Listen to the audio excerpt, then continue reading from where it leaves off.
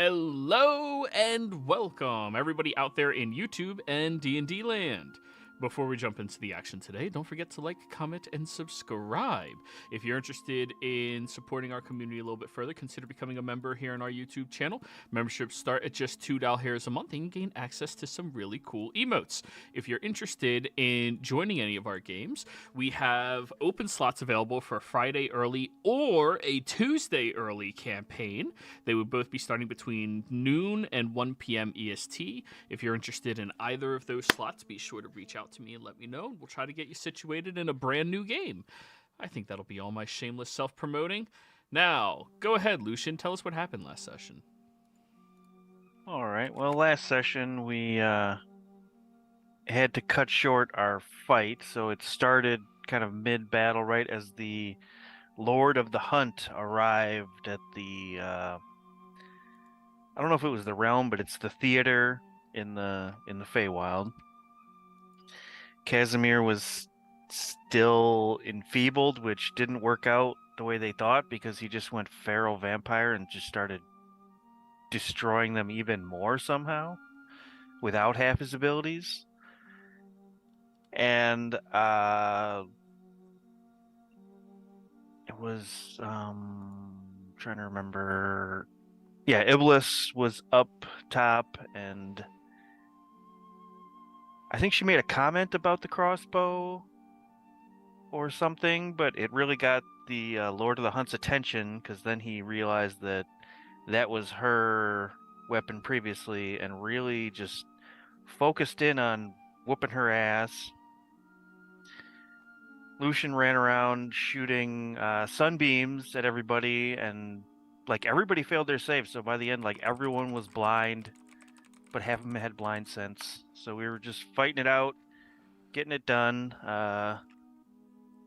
Glacies almost got killed by the Lord of the Hunt, but I believe it was Gabby came in and just happened to be there to save her and finish off the Lord of the Hunt. We found all of Liara's items amongst all the theater patrons, and our ally Artemis ended up doing what he needed to do and killing the leader of the theater, so then he became the leader of the theater.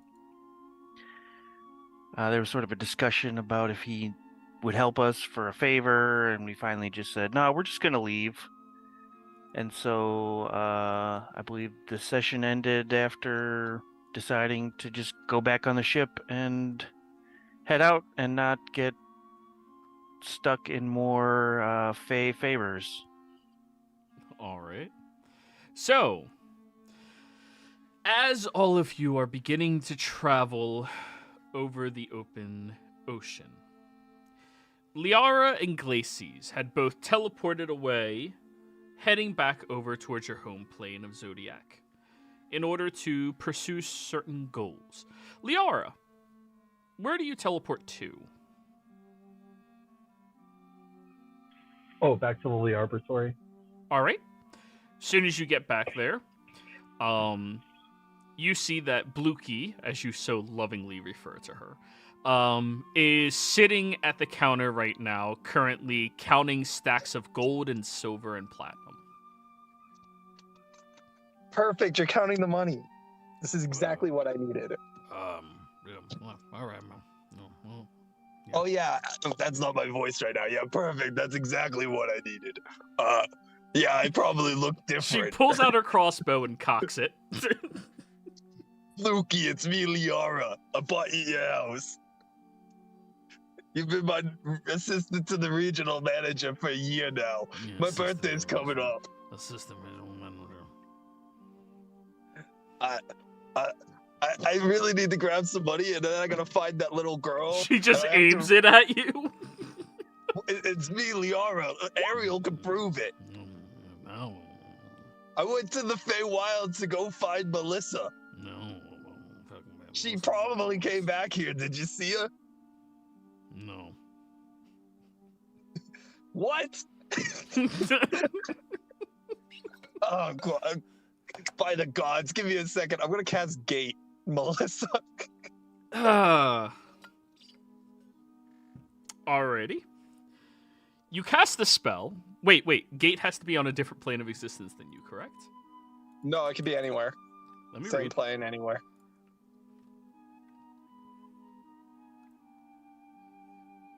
On a different plane of existence. Yep.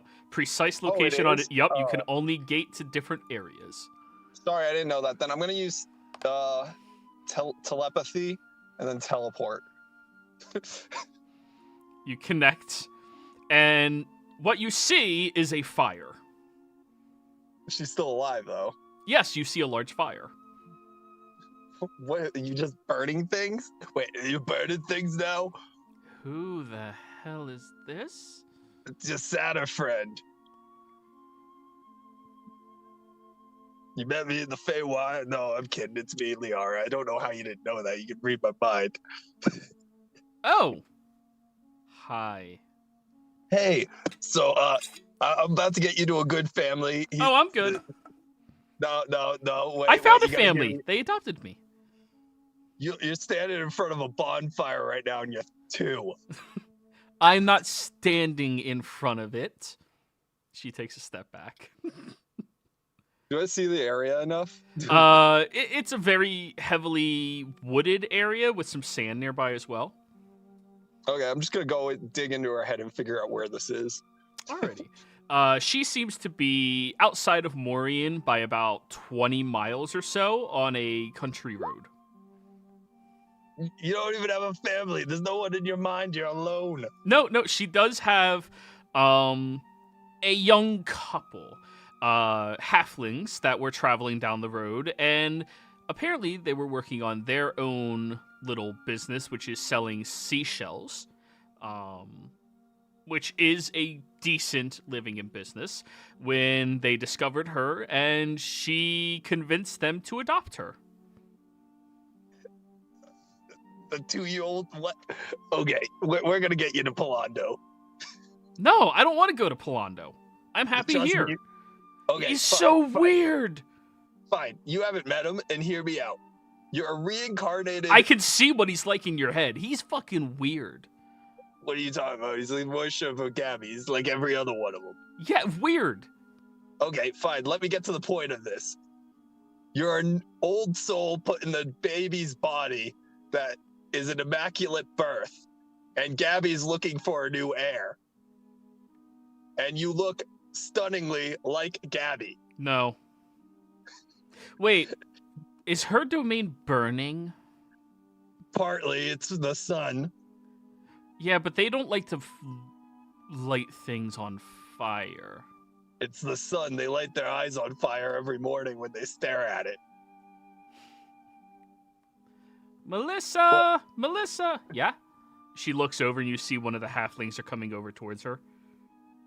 Look, I can leave you with these halflings, or I can set you on a better path with a good upbringing. These people are very nice, and they've been teaching me all about their business. They think I'm some type of genius child.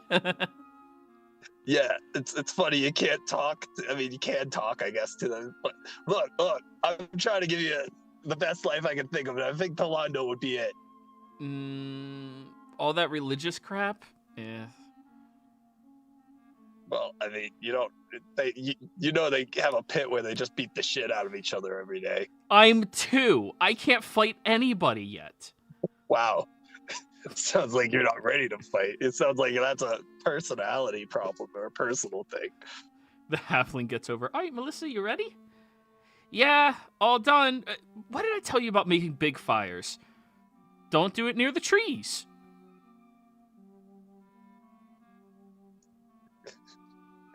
Look, if you don't want to go, I'm not going to force you, but I thought it would be a good start. Nah, I'm pretty happy here. They're treating me like a genius. Apparently, I'm going to be getting into some, mage school or something. It's funny. We have a mage school? Why haven't I heard about this? Oh, it's like a new program they're doing over at library, trying to get more mages into it.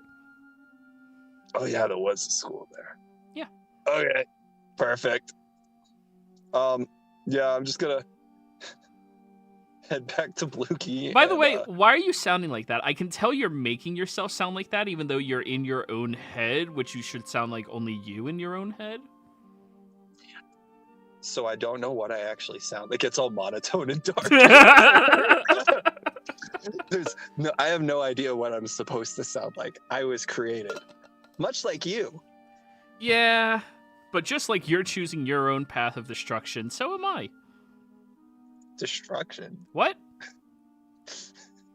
Okay, I gotta cut off this call. It's weird being a child. Like, cuts. Okay, I guess she's going back to Blukey. She's gonna refill Ariel with spells, and then after that, all that's done, just head back to the boat.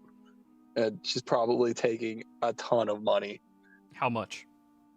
How much do we have? Well, Blukey has been consistently Blukey will.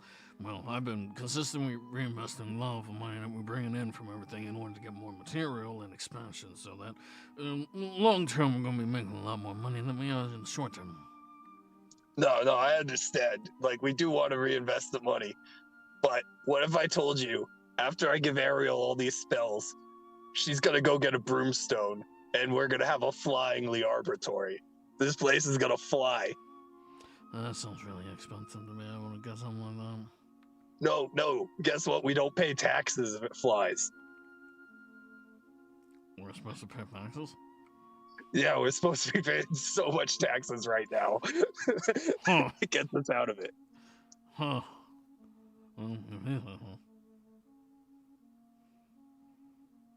Okay. Well, So I'm gonna go- I'm gonna you want a little bit of my here. And she hands over 400 gold. Oh, that's not nearly enough. There's a wizard on my other boat that wants to copy everything from my spell book down, and that's going to be expensive. Well, then you can probably go him to pay you for it. He doesn't have money. Well, that sounds like a problem. Well, I mean, it kind of look. I'm going to take 10,000. Well, How do we not have that much? What? I'm money all the time. Okay, I'm going to take 2,000. We don't have to. What? Where's Ariel? You know I can make. Me and Ariel can just make gold, right? Out of anything. Well, that's well, I'm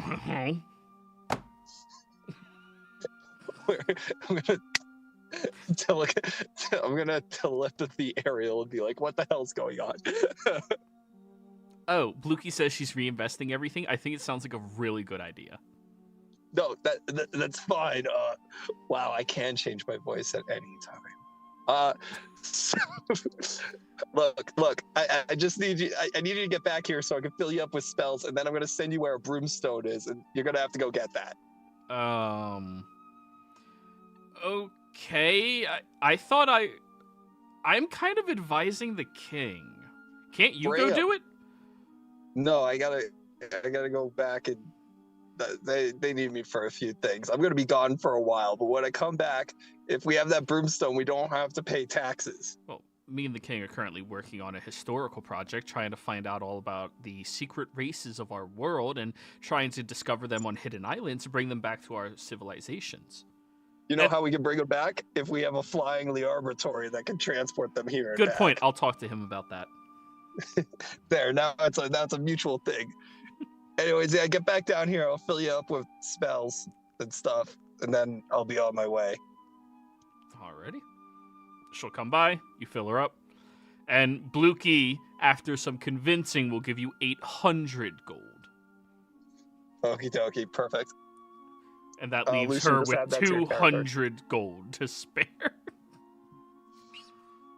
Yeah, Lucian just add 800. That's all I could get, unfortunately.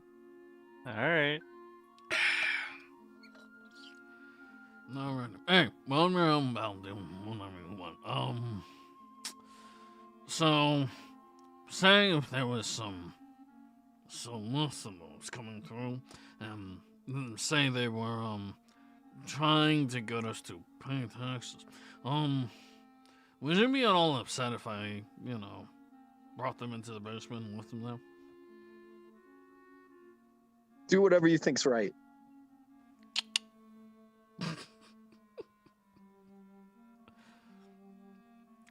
By the way, we might need some more carnivorous plants.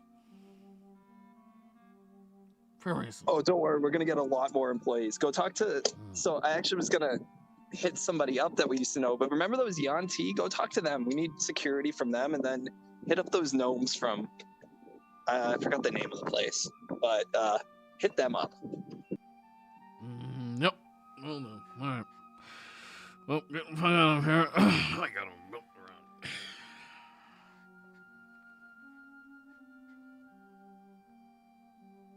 She pulls out a large sack and starts heading outside.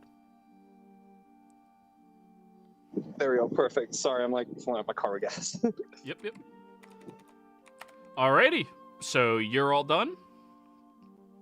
Now, let's jump back to the other ship.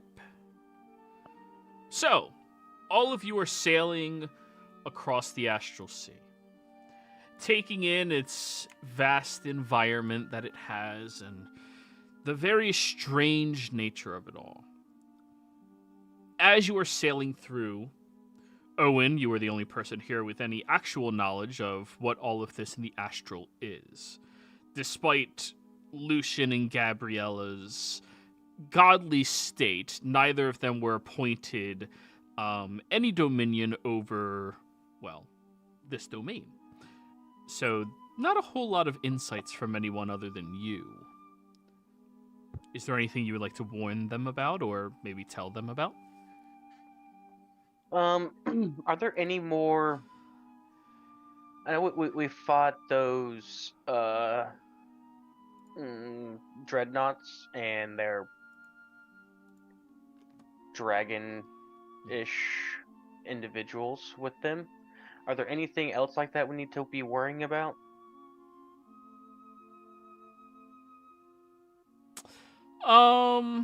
There's probably more dreadnoughts out there. They're supposed to be about as common as a bear is in the woods. Okay. Any like as common as like a rabid raccoon that we need to worry about? Oh yes. So the Gramansk, they are humanoids that either traveled to the Astral Sea through mundane means or non-mundane means, but had their tethers stripped from them. And as such, they have adapted to every wave of magic that happened to pass through them while they were out here. Many of them became immortal as well. So we have mutated, possibly immortal humans floating around. Recently, there's also been an increase in the number of hive minds that the Ibis ley line has been trying to fend off as well. And the dreaded vampirates. Yeah. Illithids. Yeah. Well, I'm gonna let everybody know to keep their, heads on a swivel. You never know what's gonna come out. Could fly past an asteroid and a dreadnoughts right there. You never know. You would know people like Lucian and possibly Liara, you're not sure about her yet, would attract these type of creatures to them. But they're most deadly to creatures like Casimir and Gabriella. I got the connection with Liara and Lucian. Would be the connection with Gabby and Kaz? They suck your intelligence, and they don't have a lot to spare. Oh, okay. Oh. Okay. Yeah. So we would attract them, but yeah. Because if your score goes to 0, then you're in trouble. You're dead. All right. Gotcha. 2 level 20 wizards. Gonna be like a bright light bulb. That's going to attract a hive mind, yeah. Now, Is this still the same day? Like, have we rested yet? yeah, sure, why not? All right. Look, you're going to need people of intelligence on this sort of mission, quest, thing. Now, as you wake up in the morning and start having your conversations, Liara, you're banthing back in onto the ship. Yes, I should be getting back on the ship after 2 or 3 days because she was gonna help Ariel with room something if she needed it. Yeah. Alrighty. Well, bam, you're back. Oh boy, did you end up using that clone spell on the body looking at Lucian? Because he had Melissa's severed head from the jar. Yeah, I was able to clone it up. Poor thing. Yeah, I was thinking about getting a new body out there, but then I was like, you know what? I'm gonna wait. Actually, I should have talked to somebody when I was there, but I'm just gonna use the dream spell. They prefer it when I use the dream spell.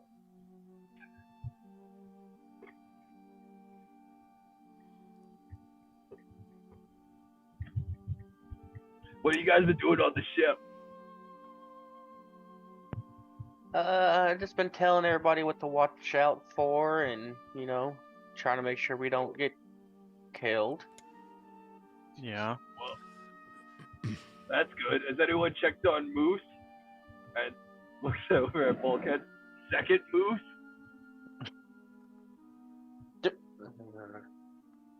His name is Bulkhead, not Moose 2.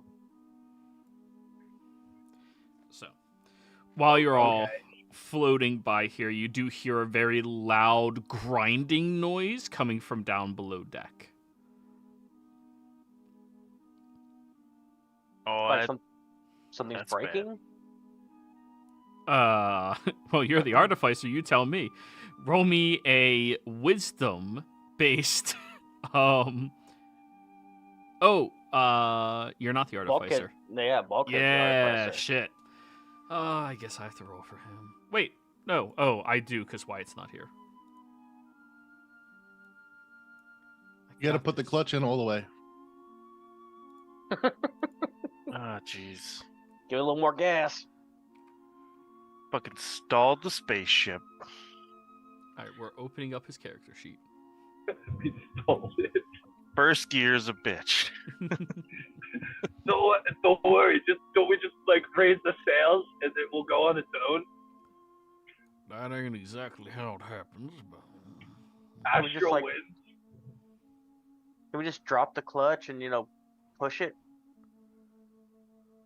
yeah, you push it. We shouldn't have started uphill.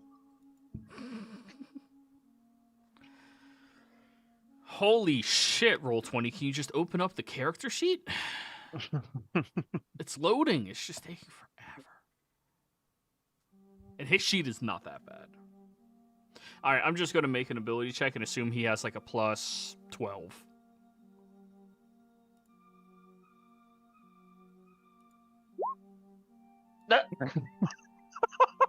Wow. Everything sounds good to me. What? That one? That happens Yeah. sometimes randomly to go. these junkyard ships, as we call them.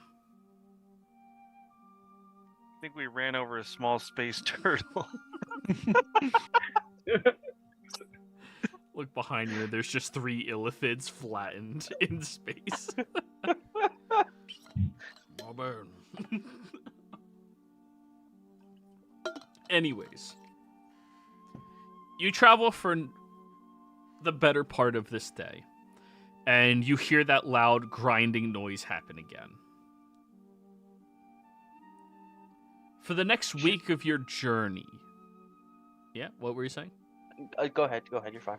For the next week of your journey, you experience that grinding noise 2 times a day, and then 3 times a day, then 4 times a day.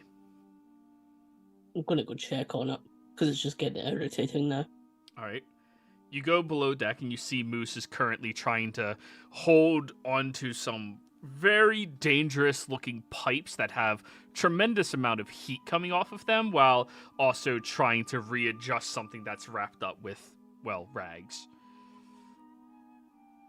What are you doing? I don't know.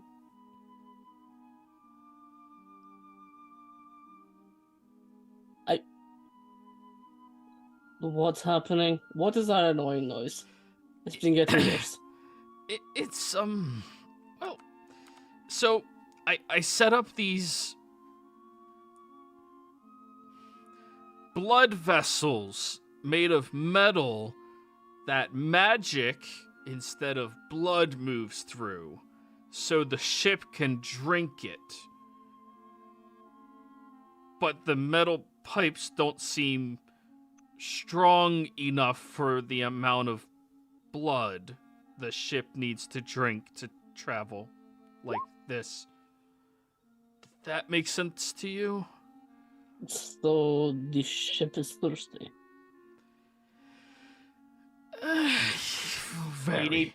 You need bigger and better This- veins. The straw is not big enough to transfer all the blood that he needs to actually be able to drink it to keep up. Holy shit, you understood me. You're talking in blood, I'm a scientist.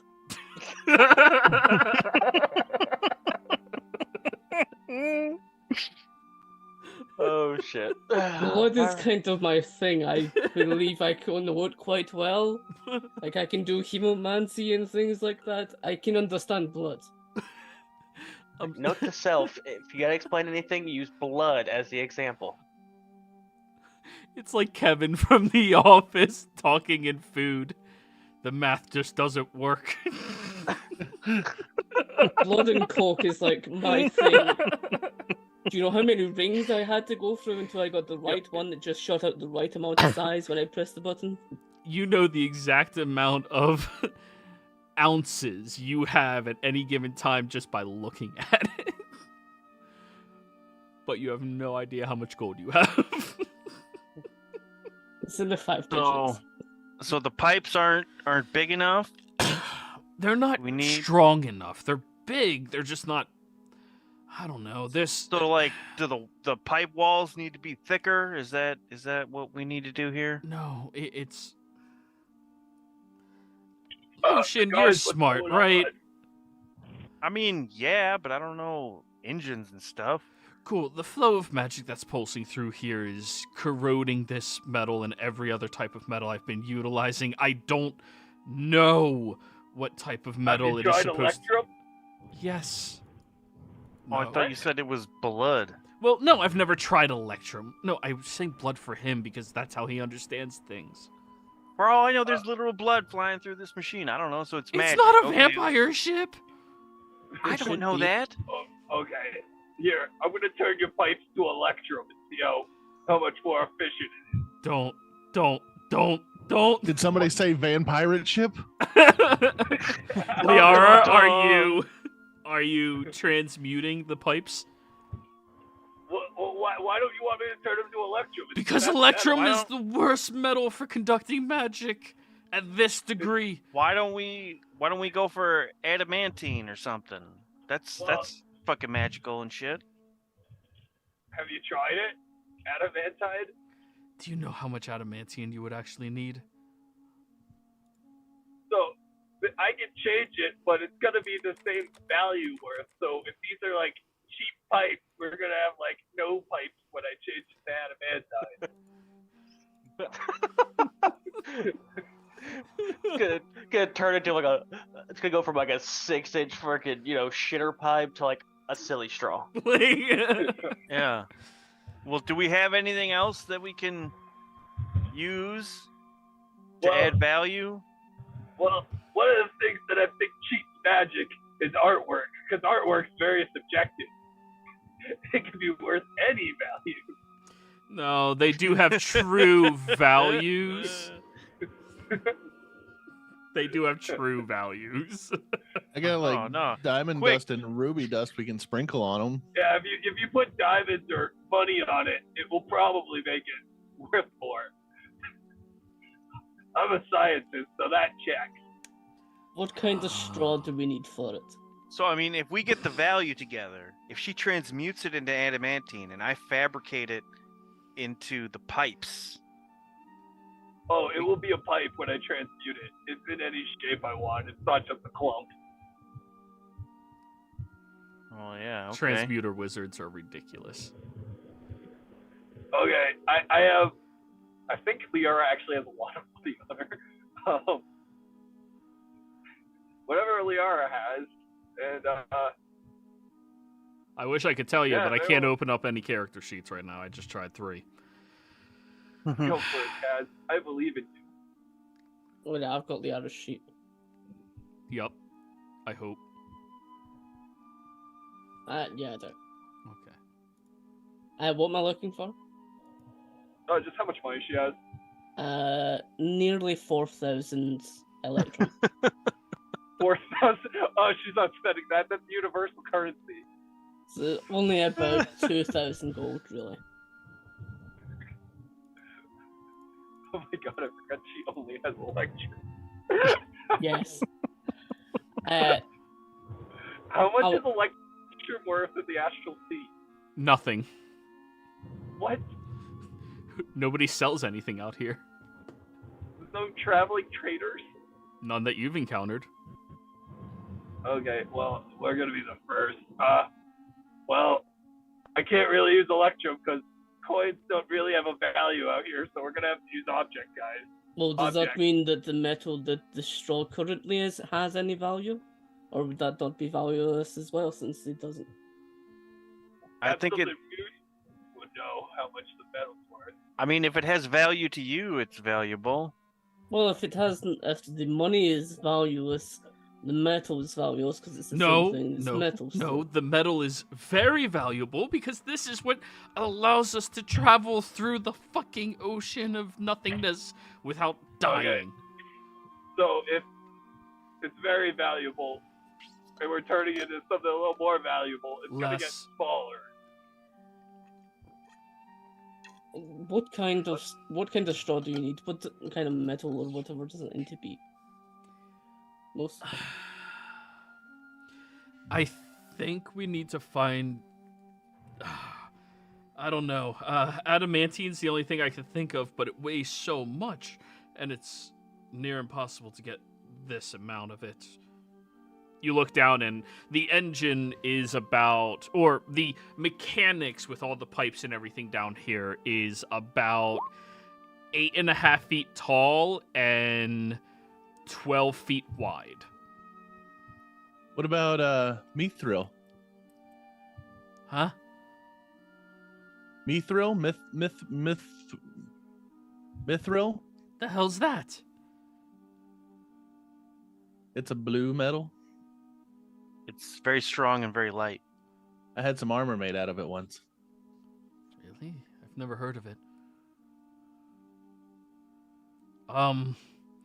Yeah, if we had a lot of it made out of pipes, I could probably fix this thing up. The ship's not made for sailing through the astrals, honestly. I want to ask Bulkhead. Who just rolled a 1? Well, you said you make ships. What happens when ships fail in space? Like, are there ports that you can go to? Are there barring actual planets, are there little refilling stations, that kind of something, Do sending to quadruple A. Well, if you run into a situation like that, you do usually have someone on board who can sending to help. But mostly we just double and triple check everything before leaving, and you always have one artificer on board or two in order to keep it together.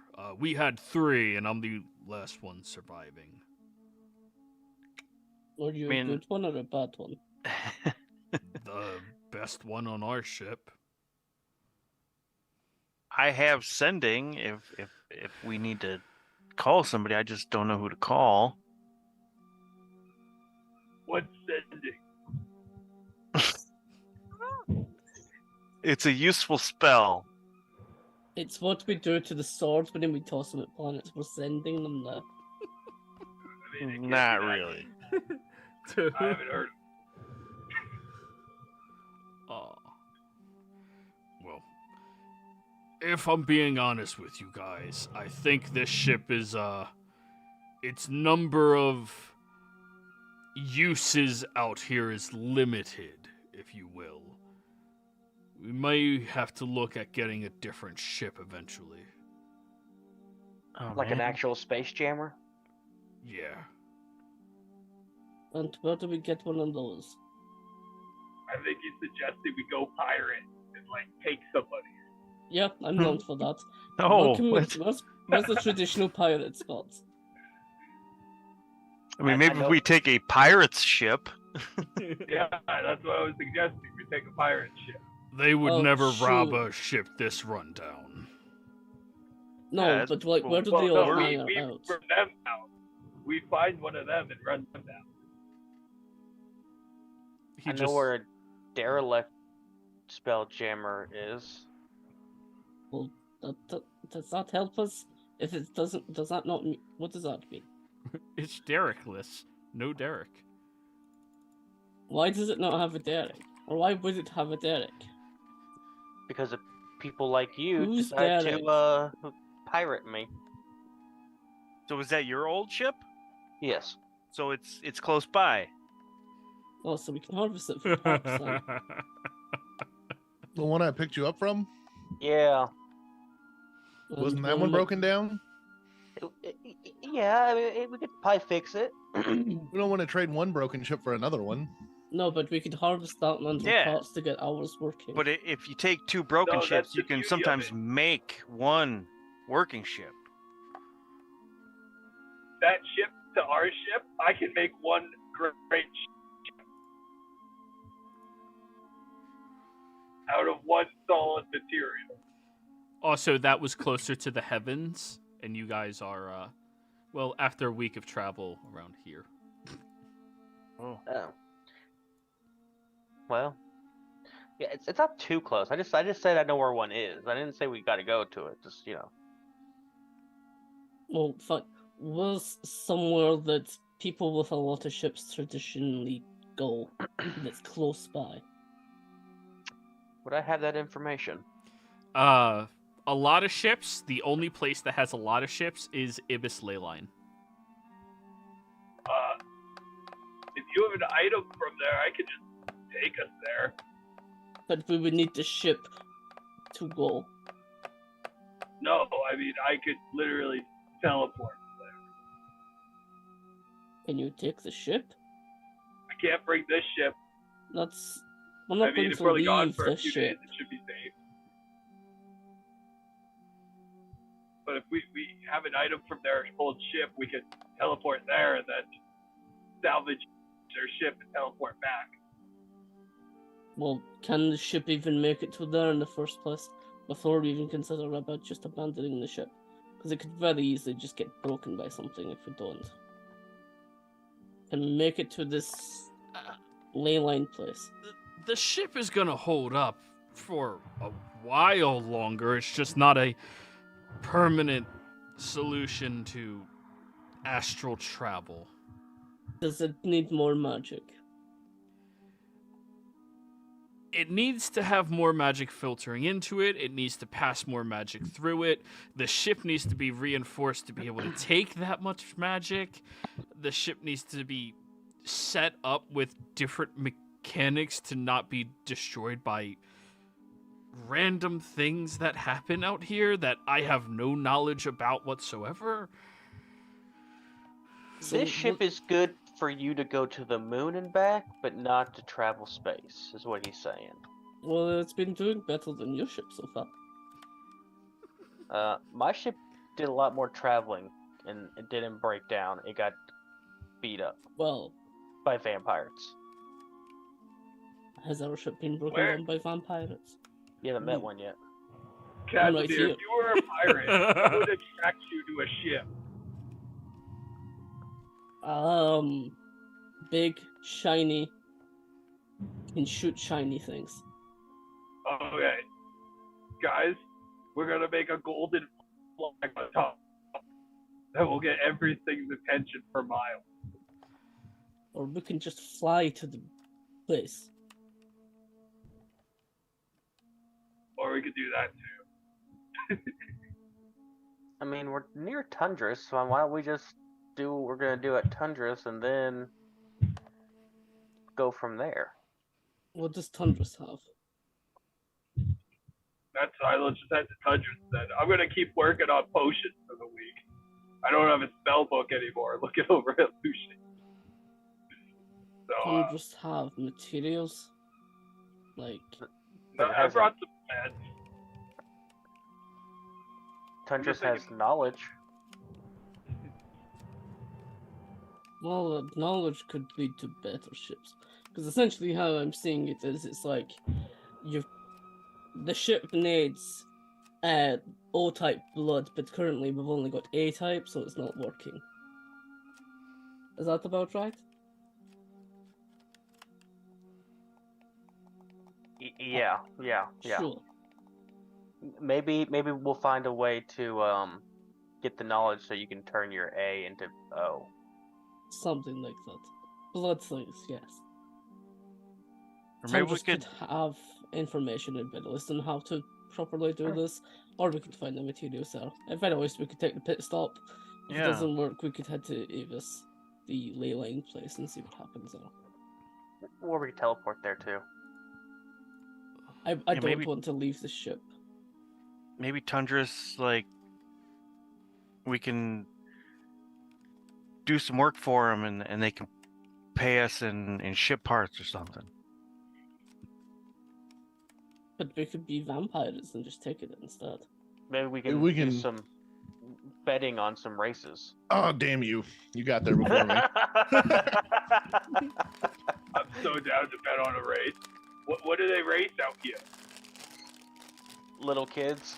There's a lot of Tundras betting. Is that it? I don't know if there's a casino. We could put it all in. If only we had somebody that was good with gambling with us. So, Owen, are you going to finally tell them about this new plane of existence for them, Tundras? I kind of already did a little bit. That it's got a lot of knowledge. It's at maximum security prison. Cough, cough. Yeah, I'm gonna leave out the scary parts. Okay. Well, you yourself have never been here, but you are aware that population of people is very fleeting here. It is very highly unlikely you'll come across large groups of people, unless that is specifically what you were looking for. Most people who have found their way here are lore nerds, people who discover something and have to follow the rabbit hole to figure out exactly everything they need to know about what it is they enjoy. So it's YouTube and Wikipedia on crack. We've got stuff that we could research anyway, and we could go there. Maybe we can find an heir for Gabby. Air? In a frozen wasteland? In Sounds like they books. do need the sun.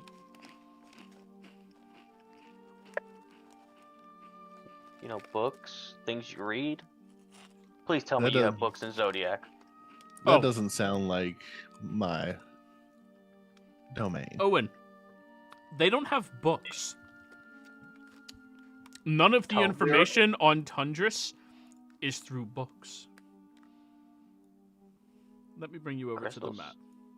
Is it crystals? All of the information is held in a handful of different locations across the realm. There is the Conclusion Plains for all of the mundane things that came to an end, or even some heroic things that came to an end. There's the sands of dreams, aspirations and dreams that died with the individuals, or are dying because individuals aren't pursuing them. There's the heroic plateaus, where each of the cliffs is a memory of a different hero who has affected the multiverse in some variety, shape, way, or form. There is the crystal tombs, which houses inside of it every planetary destruction level secret or entity's information that exists. There's the starting flats for all of the newest stories that are creating. The pinnacles is everything that is currently happening all across the realm that is, well, going to either lead to the conclusion planes or the heroic plateaus, depending on, how bad it might be. And the fallen actions are each fallen individual and how they died.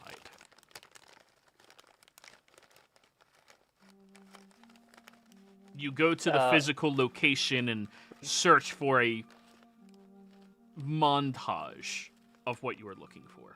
There's no books here. Did you go over the pinnacles? I did. Oh, okay. Those are active stories that are either coming to their conclusion or their heroic plateaus.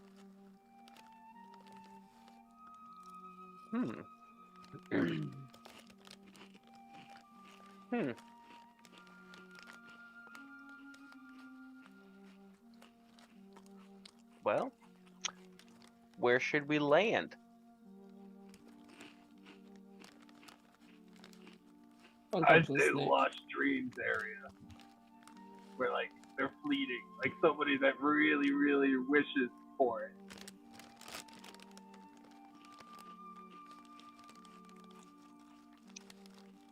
That might not be a bad idea. I like the heroic plateau. Snake's head. Just wants to wrangle this Yes. planet snake. Yes. Just trying to figure out how you're gonna get your arms around it. Well, first, I'll just get him. I have my massive hook. And then just, hook it into his mouth, and then we'll see what happens. Alright, so next week we, start a new CPK? campaign, Yeah. huh? Yeah. Yeah. What's So- the worst that could happen? Owen will say that you can produce a look-alike map for this. This is what the plane looks like. The entire plane is kept together on top of the slumbering body of the sleeping servant. What if we pit the serpent and the turtle against each other? Oh my god. I wanted to watch a giant monster fight since Solana started rising. I think that would be awesome, but all those little fake creatures are not going to be happy about that. I want to wake this thing up. Yeah, is there any stories on, what happens when the serpent awakens? Let me get that out. I want to wrangle and wake up the snake. And then we're going to ride it through space. That actually sounds like a solid plan, and it'd be cool to bring a snake No ship could compare to a world-sized snake. back. There's always a bigger fish. Yeah, but not a bigger snake. That's true. I've never heard someone say there's always a bigger snake. So, the only thing on your plane that pertains to this serpent is a small children's rhyme. Wake the serpent not, lest he should not know the way to go. Let him crawl which yet lies sleeping. Through the deep grass of the meadow, not a bee shall hear him creeping. Not a May fly shall awaken from its cradling bluebell shaken. Not the starlight as he's sliding through the grass in silent gliding.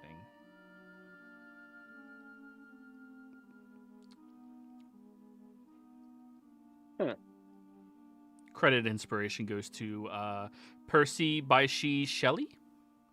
Thank you. Can you copy and paste that for us?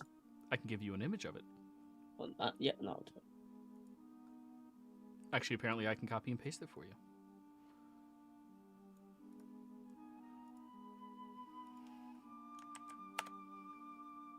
Well, sounds like we don't want to wake it up. I want to wake it up. I mean, I guess we might find the most in the heroic plateau, because that's where all, like, the big shit is going on, I guess? I don't know. The heroic plateau is, well, that's the conclusion to many different individuals. The end of either their story or their life. What's the fallen actions again? That is where everybody unheroically who has fallen. Yeah. And one of those two I would like to go for vampire stuff. Probably fallen though. I want to go to the pinnacles. I feel like if I can find somebody to take my place in the heavens, it would be there. Which one's that again? The pinnacles? Ongoing stories, is that what It's the people at their climax. If we could find somebody climaxing, I think that would be perfect. Yeah, that is probably the best time to find them. Sounds quite explosive.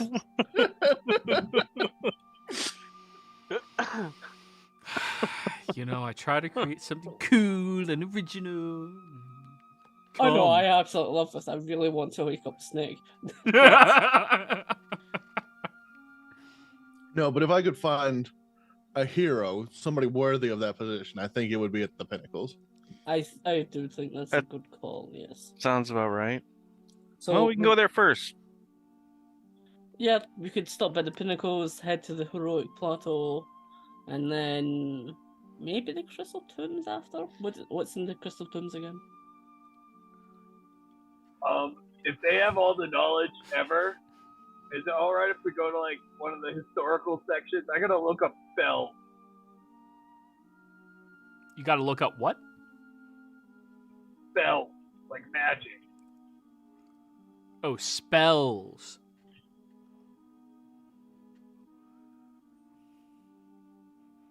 Well, Right. by the sounds of it, you guys are gonna need a guide. Or sorry, Moose. By the sounds of it, you guys are gonna need a guide, huh? Yes, especially if you want to wake the snake. Where will we get a guide? Probably down there?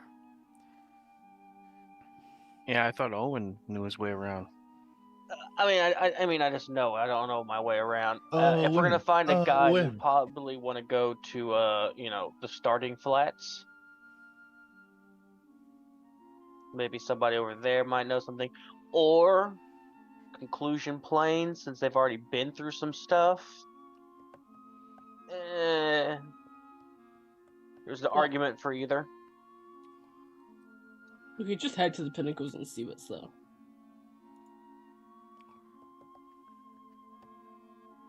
We could probably find the best guide there. I mean, think of it this way, guys. If we try to wake up that serpent, I'm sure someone will come and try to talk to us. Do you know that's very true? Like, if we want to find a guide, maybe we have somebody come to us. I'm just gonna say this. Look, if they're making children's nursery rhymes about not waking the snake, and it doesn't sound good, just imagine what it really is gonna be like. I mean, I'm not saying we will wake it, but I'm saying maybe we nudge it a bit. I'm saying we wake it. If things what? go bad, we'll just Children's- fly away. Yeah, I mean, I can't teleport us away immediately, but we got Yeah. 6 hours. You say we could just fly away, but our ship is like broken. Oh, I mean, I can fly away. Oh, you can. I'll be able to fly away once I have my snake ship. He will make a good mount. You could put like a whole planet on its back, which there already is. But I mean, like a straight line down its neck and back, and then fly it through space. Certainly, it's perfect. It is the perfect vehicle for space travel. We cannot get better than the snake.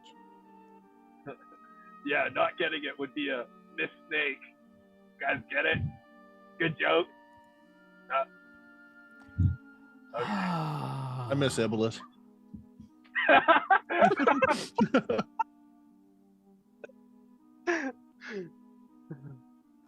Me too. She wouldn't have told a bad joke. Are you talking about the angry-looking tiefling that I thought might have tried to kill me at one point? Yes. And she robbed me. She took my crossbow. I believe it was hers to begin with. If she took it off the guy who took it from you. We got it off a fast call. I don't think it belonged to anyone before that. All right. She's not angry, she just misunderstood. Very I grumpy. love how you guys are really pushing this narrative. Okay, so the pinnacles. Sounds good. Pinnacles. And then Snakehead. Alrighty, so as you all are flying, making your last full day's travel, off in the distance, you see this incredibly beautiful, large ball of snow. The exterior around it is coated with this incredibly long and wiry-looking green exterior as you look at it, and you all know that that is the sleeping servant, but if you didn't know that, you would think it's just some type of tree vine reaching around. So incredibly vast, even the wilds themselves look tiny in comparison. Traveling over towards it, you look around, and from over top, you see these flying serpent-like creatures floating around and snipping down at the clouds that arc lightning up and strike at them. The clouds themselves are incredibly vast and blotch out the entirety of this realm, not allowing you to peer down inside of it as you are hovering over top. You can't see anything, and as you attempt to get closer towards one of the clouds, an bolt of lightning streaks off and strikes out towards your ship. Everybody, sorry to do this, but I don't think the ship's gonna be able to get in there.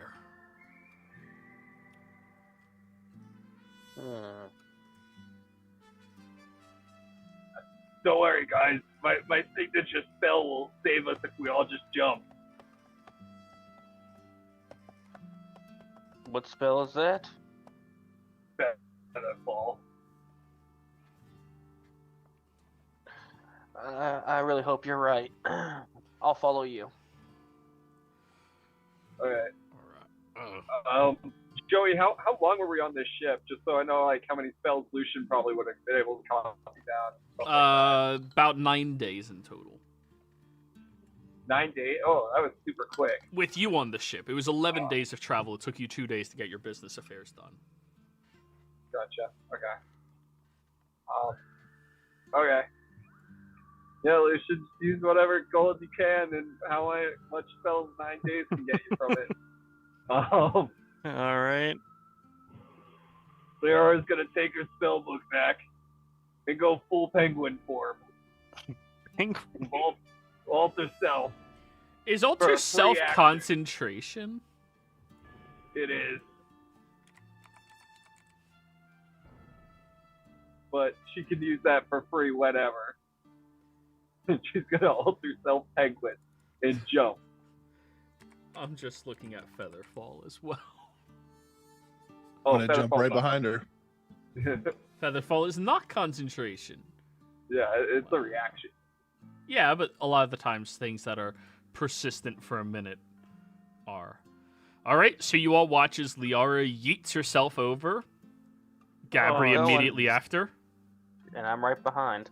So, yeet, yeet, yeet. Oh man. Yeah. Let's go for it. This seems stupid. Yeet.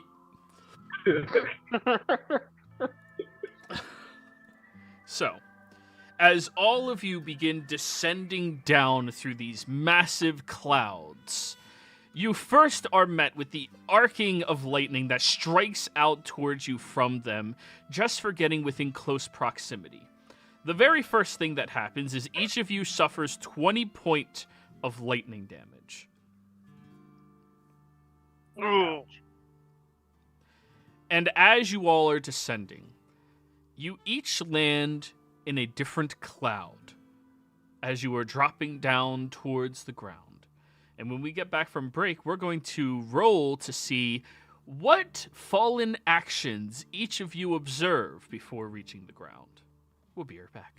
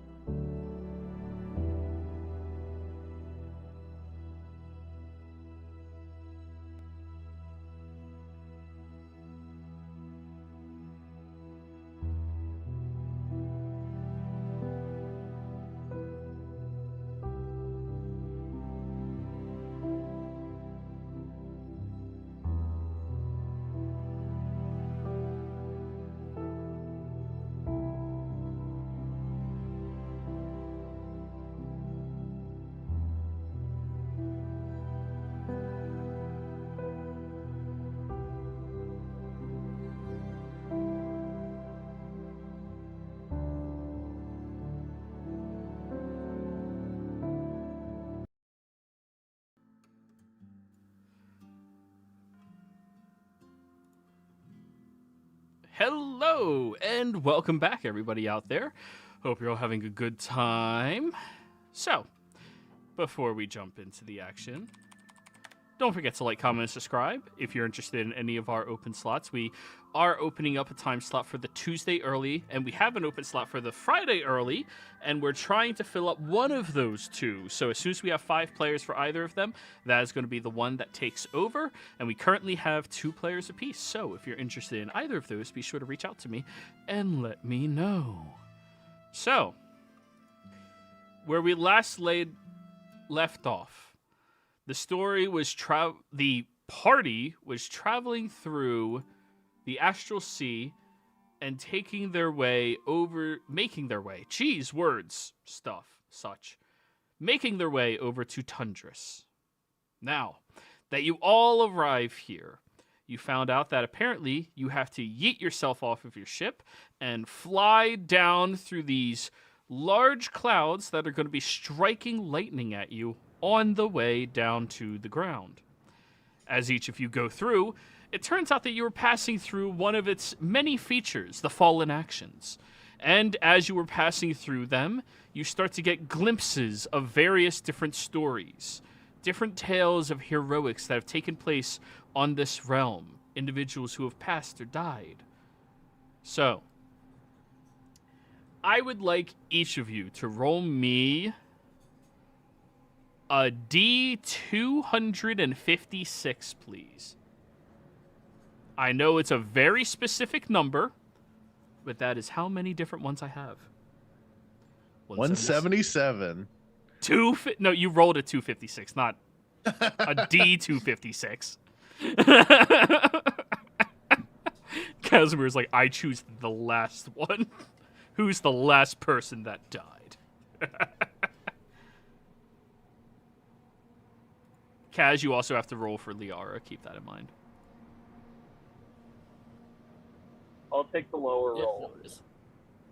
We're looking for 10.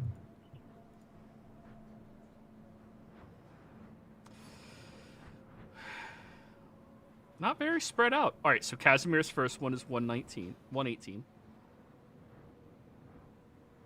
And 128. Okay. All of theirs are like within 30 numbers. Right? Holy shit. Within 30 of them. All right. So we'll start with the lowest number. Owen. As you pass through this cloud, you see this in... Oh, wait. No, I was looking at 191, not 91. I apologize. Oh, there it is. As you pass through this cloud, you see the glimpse of an individual underwater. This person is moving around with a very good amount of agility down here. As they are rolling through the tides, they pull out these large weapons. This large weapon that turns out to be a trident, and begins to run and charge after an unseen foe. As the trident strikes outwards, a burst of lightning arcs all around, and you see this large, beautiful, paling-looking woman who looks furious. As soon as the lightning strikes her, she raises her hand, and you watch as all of the air bubbles in this individual's lungs pulls out, and they begin to suffocate as they slowly drown to death in an endless ocean by her power. Next up, Kaz, were you the 118 or was Liara the 118? I think Liara wanted the 118. Liara, as you pierce this cloud, scroll up. Oh, that's actually quite interesting. You see a festival that is taking place. A loud and energetic festival. These individuals seem to be worshiping some type of change of a season. And in fact, as they are committing to that worship, you see that this individual that you were with spies a, well, not unattractive looking guy, sailor's uniform, looks to be not militant in nature, and you can feel his heart flutter a little bit as he looks and makes eye contact. The two men wander down into an alley, and as they begin, well, embracing one another, you feel this sharp pain in your back as he tries to look behind himself but can't physically turn that far as the individual pulls out this dagger that they had and begins saying something in Infernal. Do you speak Infernal? Zara doesn't speak any. Okay. As he's speaking, this individual whose perception you have is, well,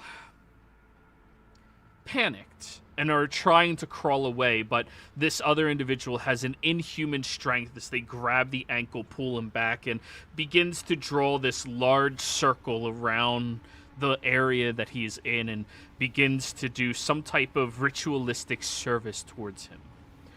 As the individual keeps trying to crawl away out of safety, you see the frustration happens as he reaches down, grabs the man's arm, and snaps it with one hand the opposite direction.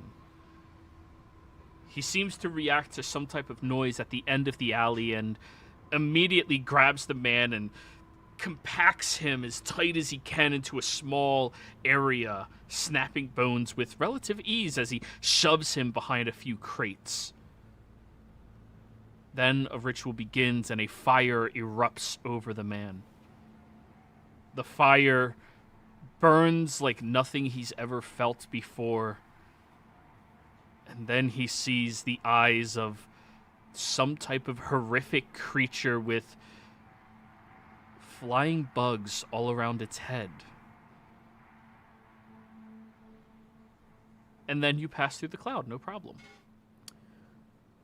Next lowest, 125, Lucian.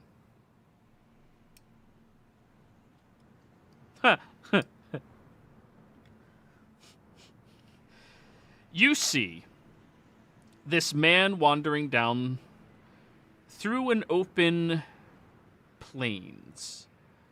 There's cows, monstrously large cows, bigger than anything you've ever seen, or any cows you've ever seen. These cows appear to be, well, skittish around the man as he kind of sneaks up behind one, and you see he attempts to shove the cow and knock it over, and the cow runs as quickly as a cow can run away. Then he gets over towards another one, and as he's trying to sneak up behind it, the cow kind of gets a glimpse of him and very quickly leans onto the side where the man was sneaking and crushes his legs as the man screams out in pain, and an old farmer comes out here and speaks a few words in common to him.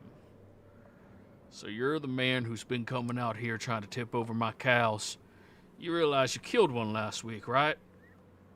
The man calls out, pleading for his life, and the farmer just shakes his head and lifts the shovel and smack. Then you pass through the cloud.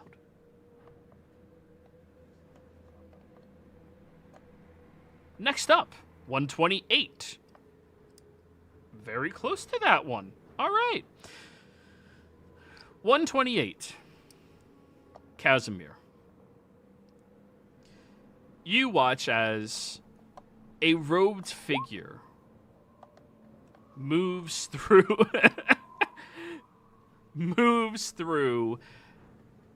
a forest line as they appear to be sneaking and following a troop of adventurers, 5 of them in total. 2 of them are tieflings, one of them looks to be a satyr, another one appears to be halfling, and you can't really make out what the last one is, maybe some type of elf, but it's hard to distinguish. As they're being peered at and watched, you watch as one of the satyr looks over, noticing the man, and excuses himself to the bathroom. A moment passes by, and the man seems to be, well, watching the rest of the group from afar, and all of a sudden, the man dies. The last thing you see in the cloud as his head hits the grass is the satyr leaning over top of him with a short sword smiling. And lastly, Gabby. 177. Scroll. Scroll. There it is.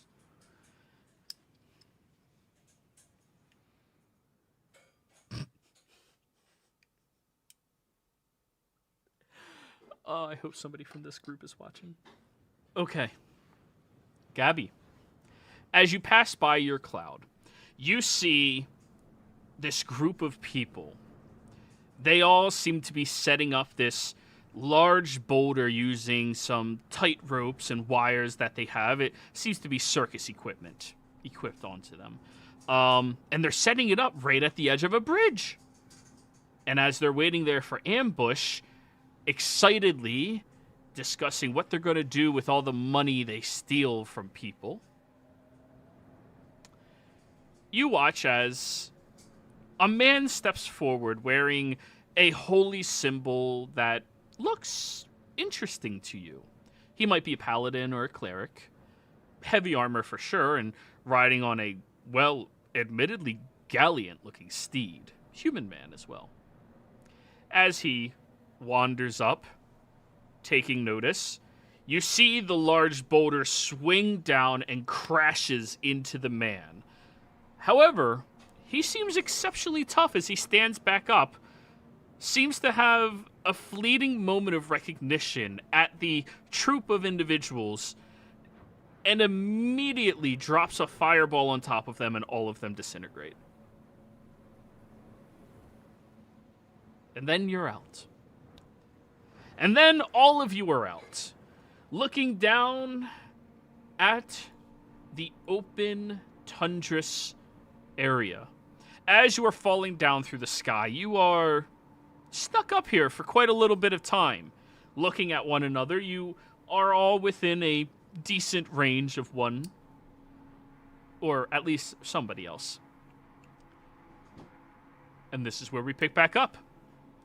You all are plummeting down towards the earth, but you don't know how long it's going to take you to get there. You can make out the topographical nature of it, but there's no obvious, signs of anything, as all of you were free-falling. I'm going to try to attempt to swim over to Liara. Liara's going at terminal velocity straight down. She's in penguin form, so arms, little fake wings tucked to the side, head looking down like something sliding down a mountain. Okay, I would like an acrobatics check from Liara, from Owen, an athletics check from Liara. Ooh, Liara's good at those because of a necklace that Casimir beat up to put athletics in. 27, good acrobatics. Sorry, I forgot that I'm rolling for Liara. What is it she's rolling? Athletics.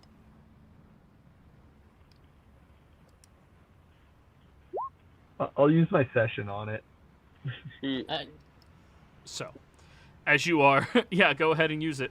You rolled a 30 on the first one, yeah, but yeah, I was gonna say you don't get much better than that. But he said it before the 30. We got nat 20. No, 30.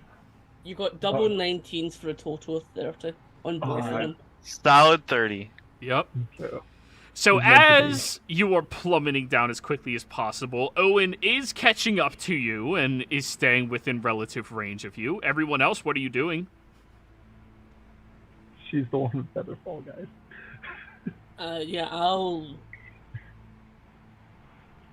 thunderstep over. I'm trying to remember what I do.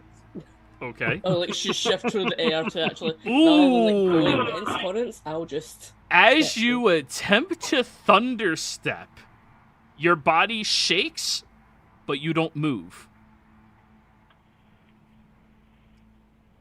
And don't like this. So anytime I try to do that, there's just nothing. Yep. Okay. Then I guess trying to make my way over there. Acrobatics check, please. Is there any way that I can do it with strength? Um, No, what I mean is an athletics. yes. So she's nosediving straight down, unconcerned with anybody else, which is why it's athletics for her. The reason it's acrobatics for everybody else is because you're trying to A, catch up, and B, align yourself, which is more precise.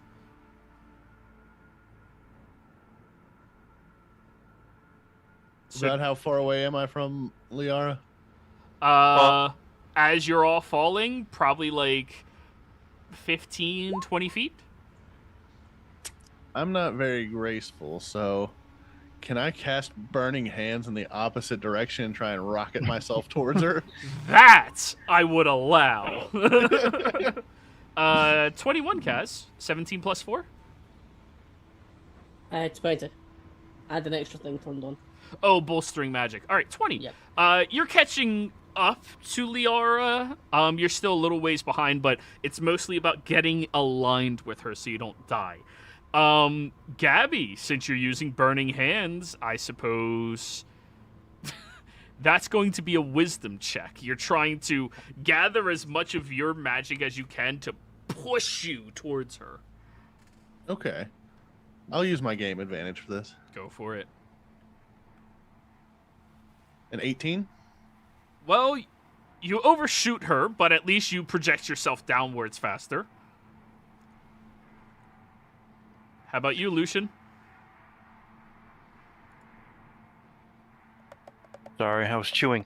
Okay, well, Liara said, hey, I will cast Featherfall, everyone follow me, and then proceeds to rocket away from everyone. So,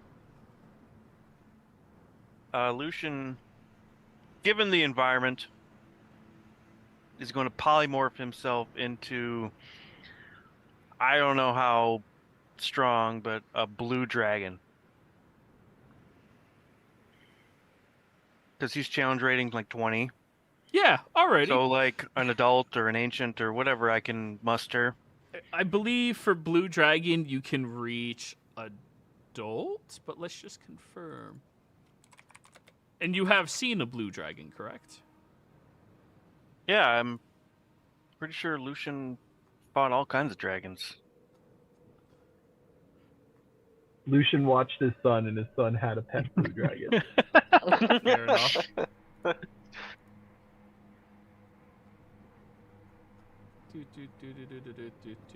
Scrolling. And then with my... Oh, you can only do an adult. You can't do ancient.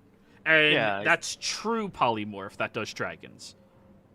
I can't do... Polymorph that is with regular? only beasts. Actual animals. Johan, turn into Johan. You could do a giant owl, like a giant Johan. Yeah, I don't want to use my 9th level spell for this, so yeah, I'll do a giant... I'll do like a giant eagle or something then. All right. I was gonna try to like, you know, also if there were any stragglers, maybe try to like help them or grab them if they're outside of Liara's spell range. Everybody rolled fairly well, so they're gonna be within spell range so long as That's fine. Liara reacts in time, and you, out of everybody here, understands the reaction speed of Featherfall is very, very, very important. Yeah, I don't want to put all my hopes in someone else saving me, so yeah, I'll hit. Lucian will polymorph into a giant owl.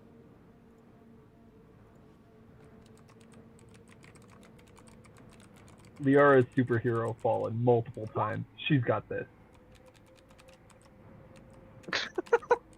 What?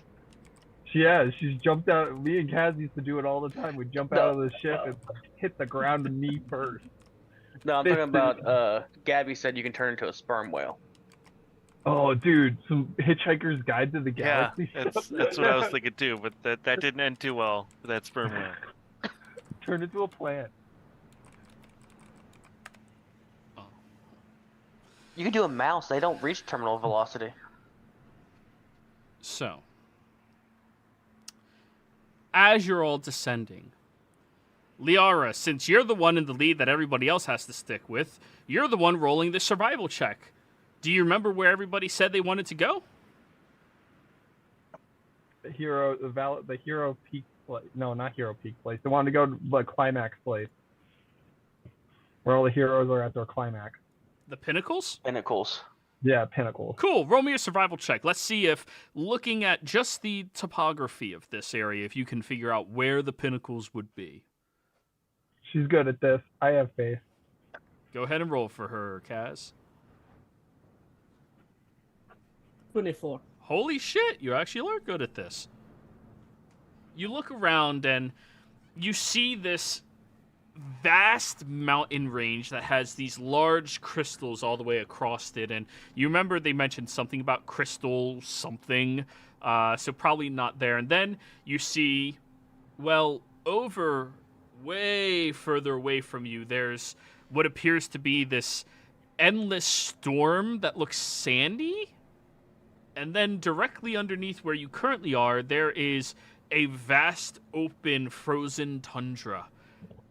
Slightly off from that, however, there appears to be these large, forming mountains out here that are shifting and sliding through the environment. You get a thought that that's probably the pinnacle peaks. And so you start angling towards that. She lifts that one wing. Penguins can fly. And just deviates over there. Oh, is Pengu with us? I was literally just thinking, I was like, what did I do with my penguin? He was in your bag last. Yeah, Liara needs a new body. You look back at yourself, you look at your back, Casimir, and you see Pengu is rocketing downwards, looks at you. Huh? We got this, buddy. He's just flapping his little wings. He's not flying, but he wishes. Hold them straight in your glide. Huh? You can be like my booster pack to like a fin through the air and send us flying. Oh. Exactly. Do any of you speak... Oh, Owen, you speak bestial. Yeah. Oh no, you're about to learn this. Owen! The penguin on his back, the first thing it said was, I can't wait to consume the knowledge of the ancients. You will be allowed to surf in my empire as a pet. I wonder if they have fish down there. I'm hungry. And then he looks over at you, Owen. Casimir, you see him looking at him, and he... Owen, what are you looking at? Penguins are known for being, well, they're flightless birds. All of them are major dicks. Yeah, I'm just gonna pretend like I didn't hear anything. He also speaks Abyssal. Pengu. Yeah. Yeah, I'm just gonna pretend like I didn't understand what the meant. That I'm just like, oh, I didn't realize he had a penguin in his backpack. So, as all of you are gliding down towards the ground, Liara, I need you to roll me a sleight of hand check to time your feather fall so nobody dies. Okay, Nat she's gonna... 1 TPK. Nat 1 TPK. We're going for a nat No, one. no, Lucian will survive. She's landing knee and fist first as the penguin form. Oh, that's gonna hurt. Well, I mean, she's doing a superhero landing. She's always done it. Yeah, and in feather fall, so it's graceful. Yeah. I don't know how she did, but I have faith that she Sorry, did well. I keep forgetting what am I rolling. Sleight of hand. Thank you. Things she's bad at. Especially now being a satyr. 20. Oh, you did pretty good. I'm All right. rolling quite well on Dirty sheet. 20. There we go. So, they managed to get you, or you managed to get very, very close to one of the first pinnacles that you see, and then you cast the spell. As everybody is caught in there, except Lucian, who's just flying around, as eagles do. Eagles have very good dive speed, so they are incredibly fast. And you all gracefully land towards the bottom of the pinnacles. As you are landing, you look down there and, well, oh shit. There's not ground at the bottom of the pinnacles. It's all water that's waving and quaking around aggressively. They called me crazy in penguin form.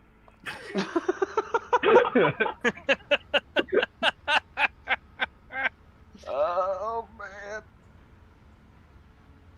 Well, hippos are good in water. Actually, it's quite the opposite. Told you should have been a sperm whale. No, I can just land on the side of one of these pinnacles. I don't have to fucking go right into the water. Who's close to me? Can I push somebody into, like, landing onto a mountain? One of the pinnacles? Yeah. I'd allow you to choose one person, or up to two, that you can control. Everybody in this party is actually fairly light other than Owen.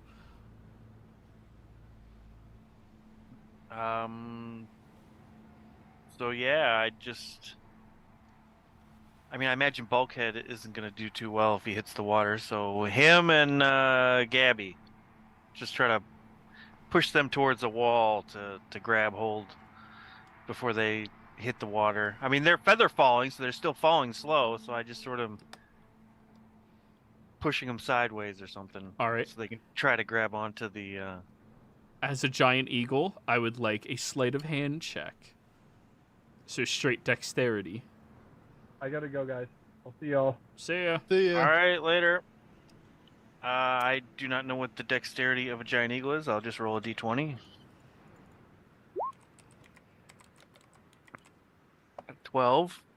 It's not terrible. I think dexterity is probably like a +2 or 3. +3. There you go. 15. All right. Not bad. Pick the two people that you, with an eagle's intelligence and wisdom, would value the most. Well, I said it was Gabby and Bulkhead because he's made of metal, and I know Gabby can sometimes fly. Alrighty. So you just start nudging the two of them in the air until the two of them end up grabbing onto the edge of the pinnacle, one of the random ones that they are on, and Casimir, Owen, and Liara plummeting down. Casimir and Owen, as the two of you are getting closer and closer to the surface, I would like another acrobatics check from both of you, as you do see that there is some shifting ice up here instead of going nosediving into the water. Oh, jeez. And a great excuse for Liara not to be in here. Penguin nosedives. So Can I shift myself into a cannonball? you want to go into the water? I mean...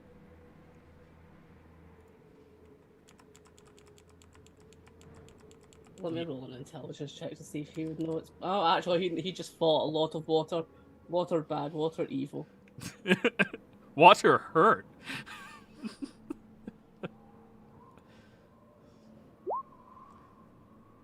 7. Alrighty. Well, as you are falling, you end up hitting the side of the berg, which capsizes and crushes you underneath it in the water. Owen, you grab onto a different berg. Holding on, cracking into it very slightly since you descended gracefully. Casimir, Now that you're down beneath the surface of the water, it is impossibly dark down here. Not like a typical darkness that you would see. This is something that is consuming in nature. And then you see aspects of the darkness moving down there. It's not just dark. Whatever you're looking at has no light projecting off of it.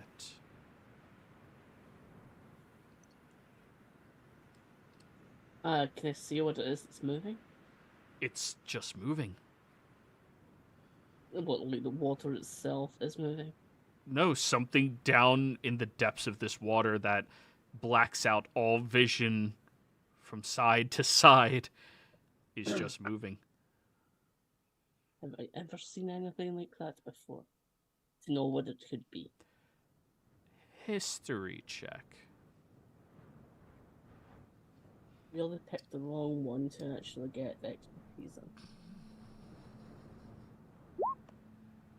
Ooh. Hey, it's a positive number, 3.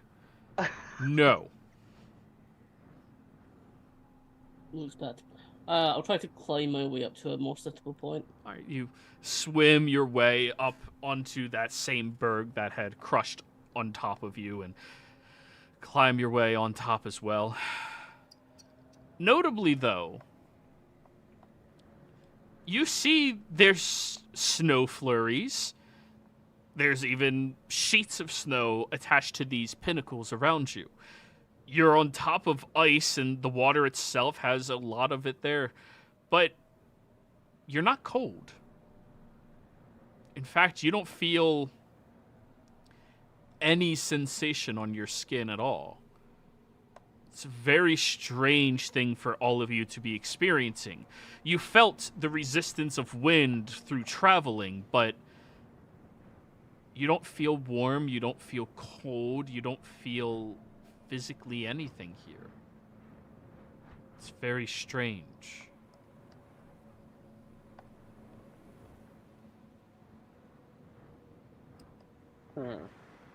So, you look up at one of the pinnacles that's roughly about 120 feet high that has a few of your allies up on it.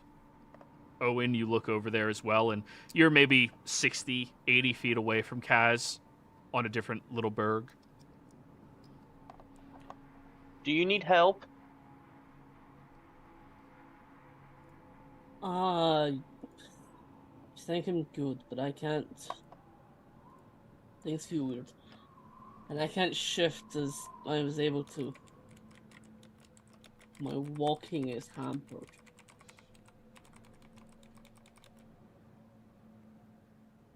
I'm going to try that now, actually, now that I'm not like near the clouds. All right. Does it still do anything? Is it still... You feel that, like, twitch in your body, but you don't teleport. The plane's been weird. Can I tell why? Arcana check. Could I utilize wisdom?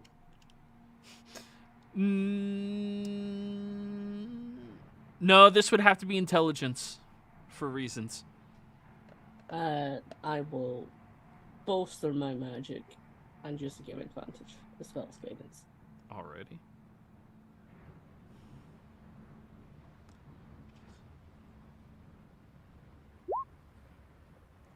Fancy.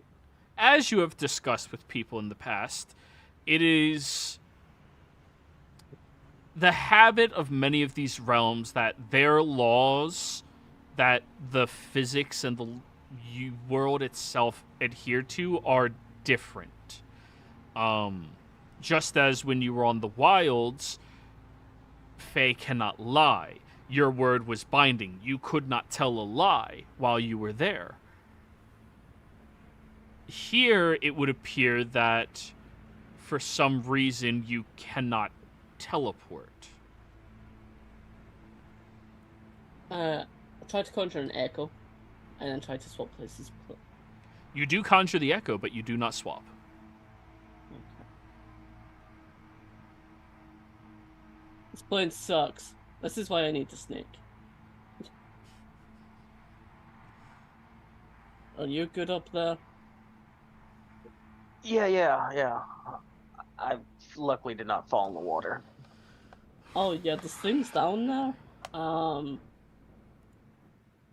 Yeah, it's dark. I'm not surprised, given that there's a giant serpent that, surrounds everything. So, yeah. Maybe it's one of his babies. Potentially. It just kind of it was swimming around, but it seemed to negate light. I wonder why I don't feel cold. I mean, we're in tundras. A ice world, but it's not cold. Well, we are surrounded in probably a very warm creature. The snake is probably very, very warm, considering, it's alive. That's probably a lot of heat. Then there's ice and snow and icebergs. I'm gonna try to chip away just a little bit less. Is anything, how does it look? Does it even chip? So, as you get over to the edge of it and begin chipping, you're not really pushing any of the ice off. What's happening is there's a flurry of dust that was covering it from flurries of snow, and when you look at it, there appears to be an image of a person inside. This person appears to be sitting inside of a barracks by the looks of it, and struck with a lot of anxiety. You just feel that emotion as you're looking through the image.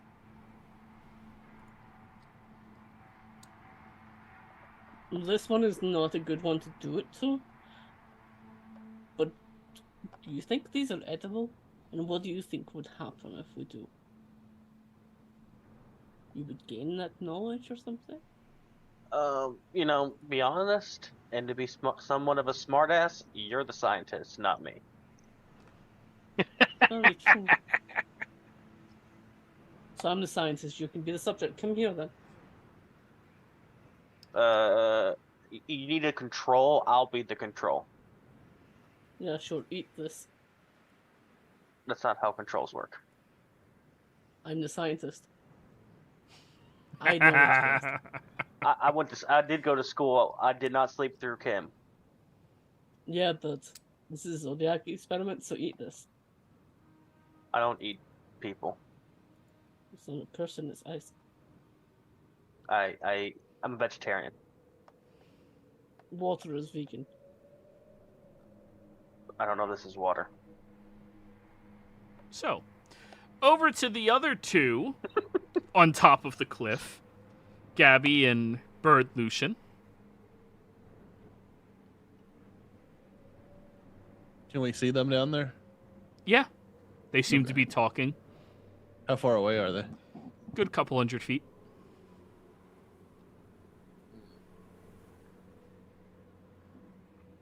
Can I look around at this cliff and this where we're at and see if there's anything? Sure. This large pinnacle that you find yourself in the middle of, you see has a wraparound walkway all the way to the top of it.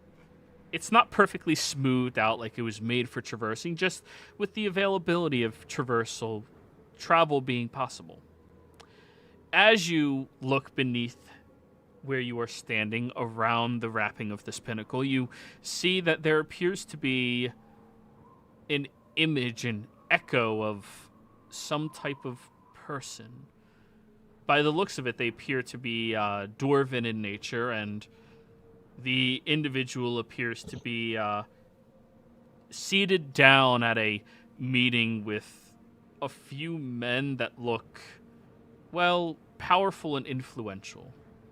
He seems to be having a conversation with them, and when you look up the pinnacle, the path that you are following, you see that he looks incredibly stressed and worried as he's leaving this meeting and somewhere behind him, you see the three of them conspiring suspiciously.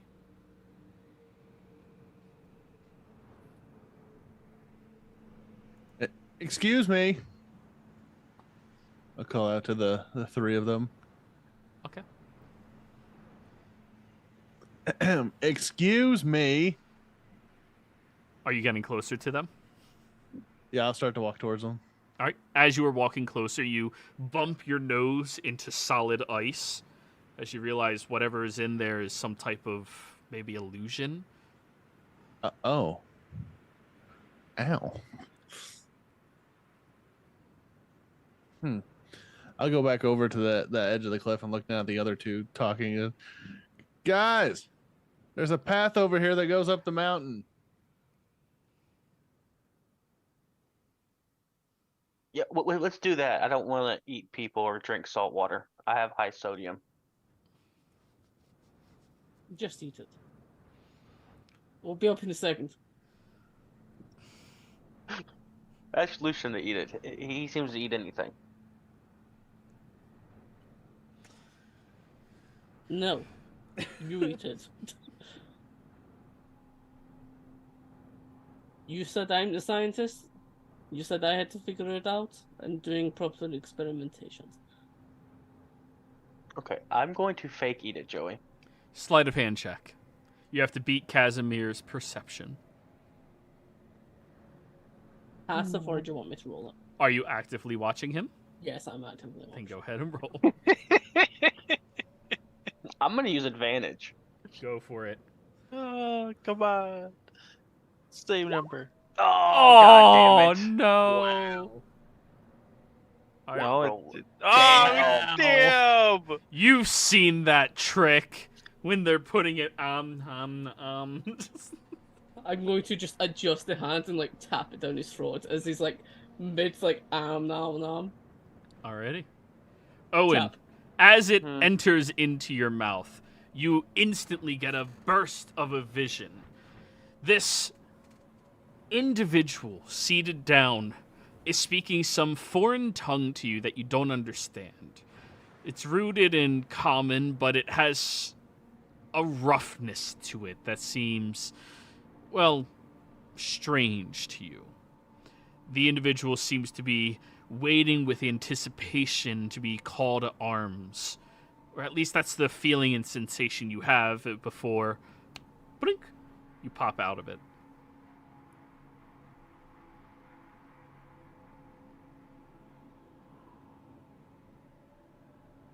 I'm just going to stand there silent. Oh, I killed him. Or maybe it's just a really good high. Just gonna like wave his hand in front of the face. I'm still here. Oh, you're here? Yeah, Oh, I never left. you stopped. How did it taste? Disgusting. Hmm. I'm gonna have intestinal issues later. Ah, that's okay. That's all part of testing. But, you feel any different? No, Anything happen? I saw some guy. Then it went away. Okay, so So if you want to eat him, you're gonna eat a lot of them. maybe. I'm not eating anymore. Okay. Right, let's set up. Can you climb or will you need a hand? I can climb. Okay, let's go. All right. So, the two of you start hopping from chunk of ice to chunk of ice, heading over towards that pinnacle that the two of them appear to be on. As you leap across onto it and start traveling up. You end up meeting back with Gabby and Bird Lucian.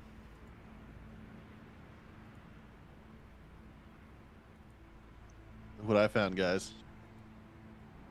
It's dwarves in ice. One's a dwarf, the rest are humans. One's a dwarf. The rest are humans in ice. Is it like actual bodies or is it just people? I think it's just like a illusion. Oh. Did you lick them? I bonked my nose on it. Try licking it.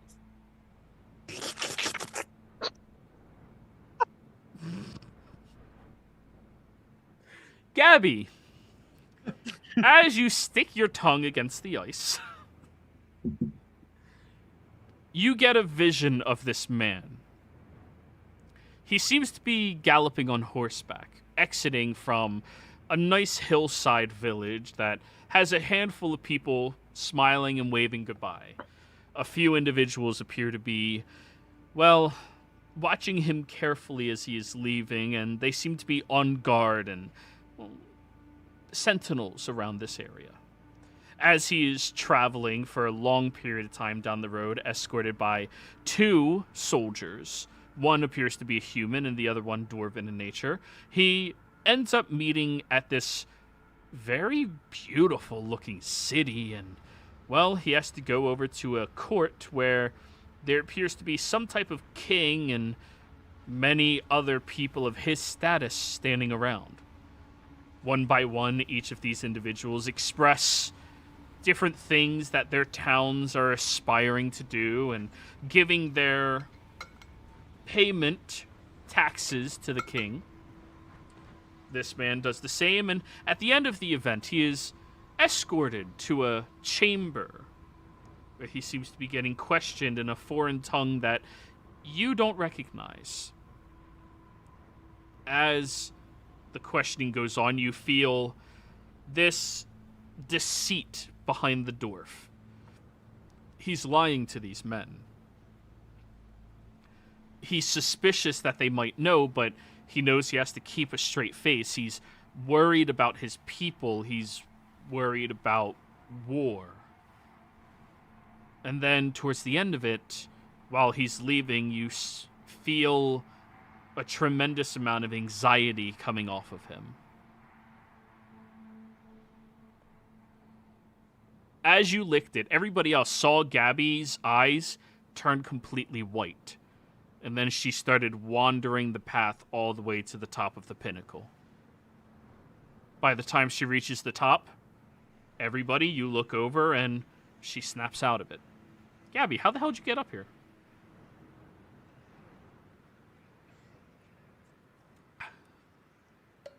That was salty. But I also think these ice things with illusions in them, when you taste them, you can experience people's stories, lives, events. I saw some guy that was a liar. He lied. Disgusting. Lying is the worst. You're telling me all I had to do was lick it? I looked dead at Casimir. Oh, did you taste it too? No, I ate something. Whoa! I ate a man's body part. I was forced. I think you ate his life experiences. Yeah, I know. It was gross. But that could be good for you. Yeah, so I think that's how you kind of experience it, and it seems like it took me up here. So that's why it's all ice. See, that explains why it's all ice, because you need to look it. But does this plane have any, like, denizens, Owen? Or is it just these illusions and echoes of the past?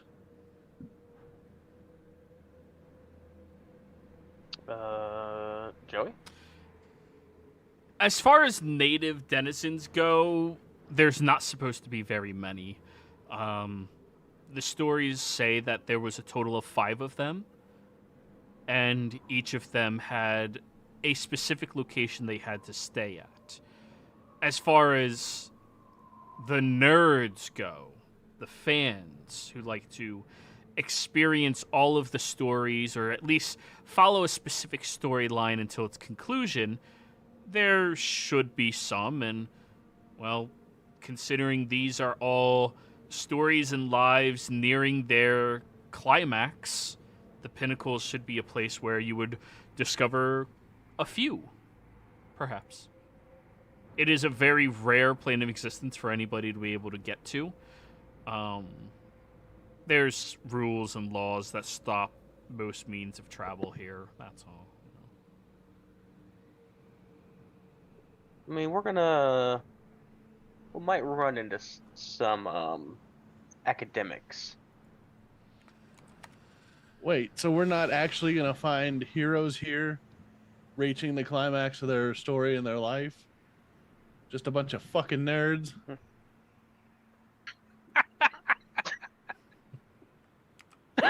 I The told goddess you of hope, everybody. I told you it was a place of knowledge, of research. I didn't say there's going to be like a population of heroes in here. Okay, I hear all this stuff they're talking about, and With the Where's- intelligence of an eagle. yeah, I'm filtering. Are all of these mountains the same height, or do some of them reach higher than others? Roll me a perception check as a giant eagle. I think I have advantage on. On perception checks relying Keen on sight. Yeah. And you have a +4 to perception, so +4 at advantage. Oh, I can't just click the. Oh man, because I have the character sheet up or the attributes or whatever. All right, I'll just roll. D20 +4.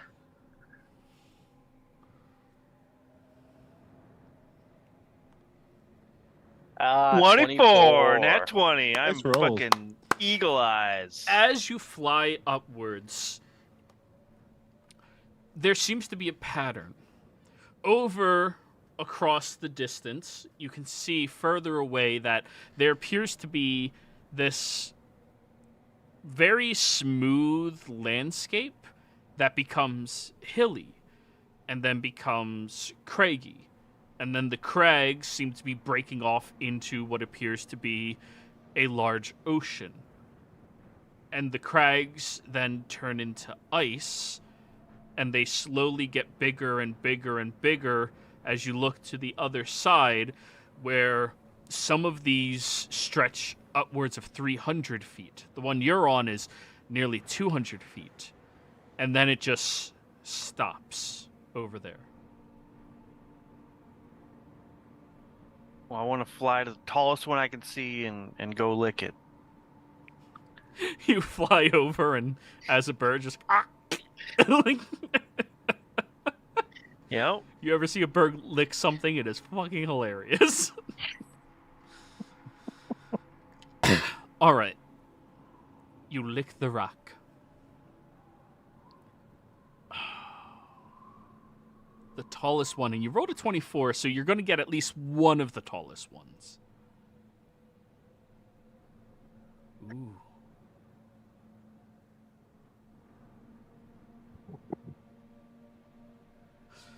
You see in your vision,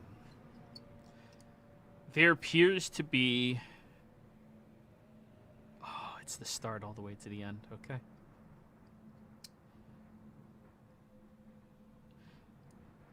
There appears to be a man. This man seems to be hard up on his luck since a young age. His parents, compulsive gamblers at a incredibly hot casino. These gamblers appear to leave him behind as they go into hiding.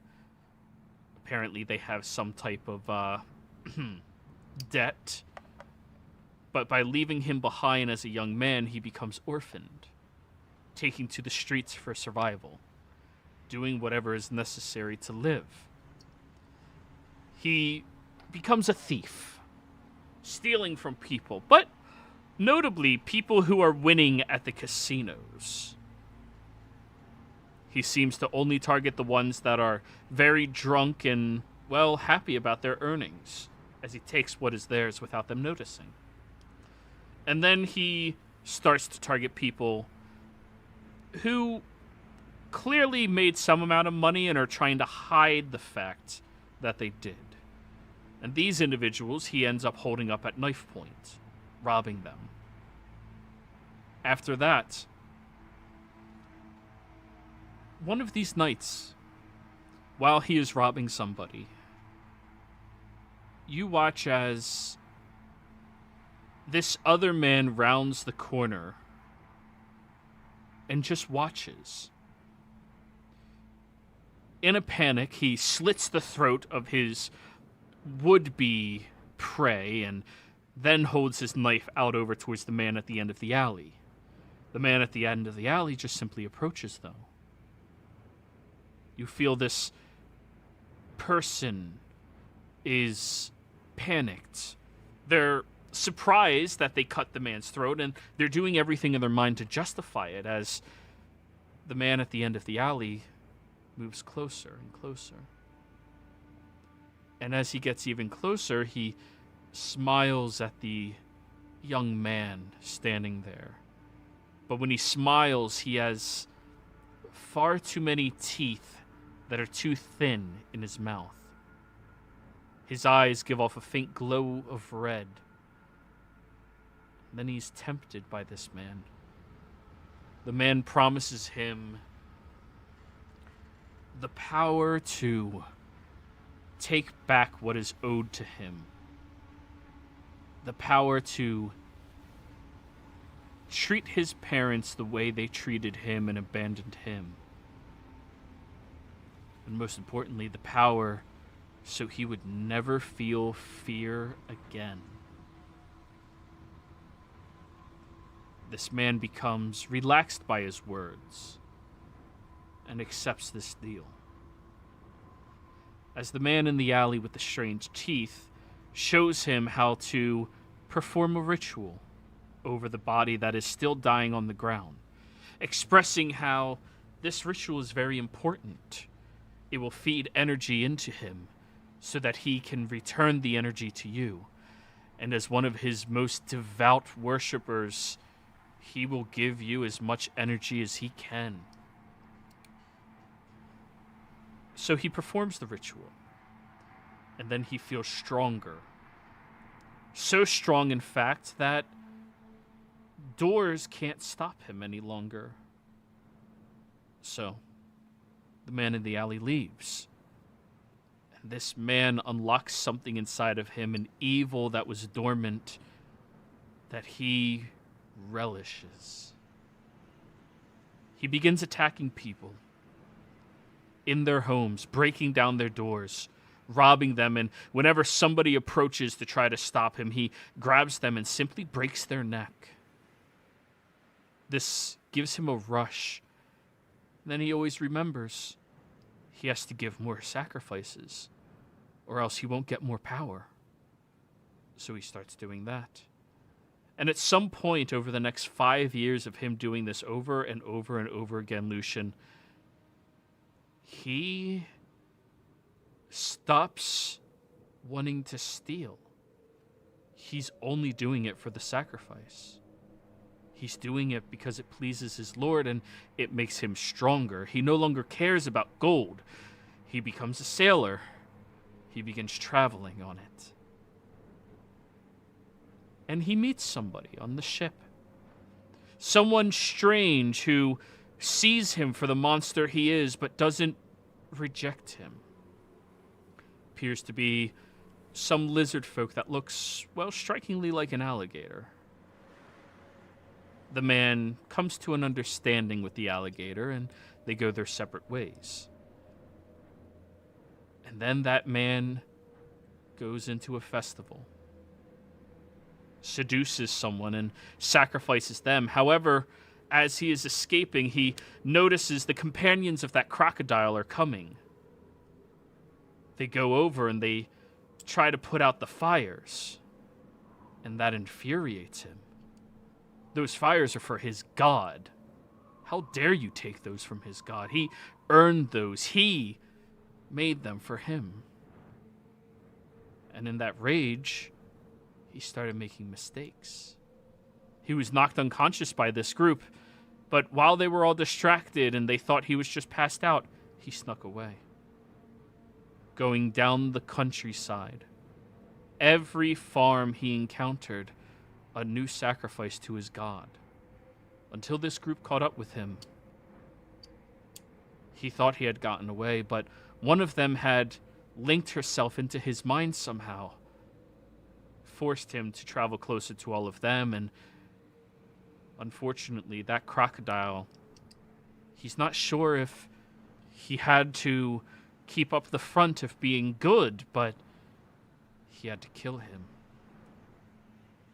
He accepted this. He understood his fate. It was necessary. All great evils must die one day, and he understood that he was a grand evil. And he also understood that his actions will live on in his world for as long as his God has influence there. And despite the fact that he was killed, he felt whole in that moment. Then Bird Lucian, doop, you pop out. As you pop out, you see that large berg that you were licking begins collapsing downwards and crashes down onto a shoreline and spreads across this incredible expanse where all of the ice from this memory you just experienced shatters and turns into snow flurries that coat the conclusive plains.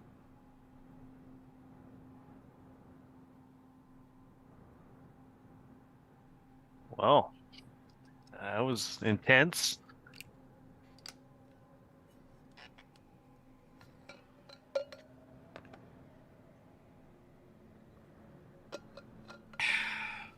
So, everybody else?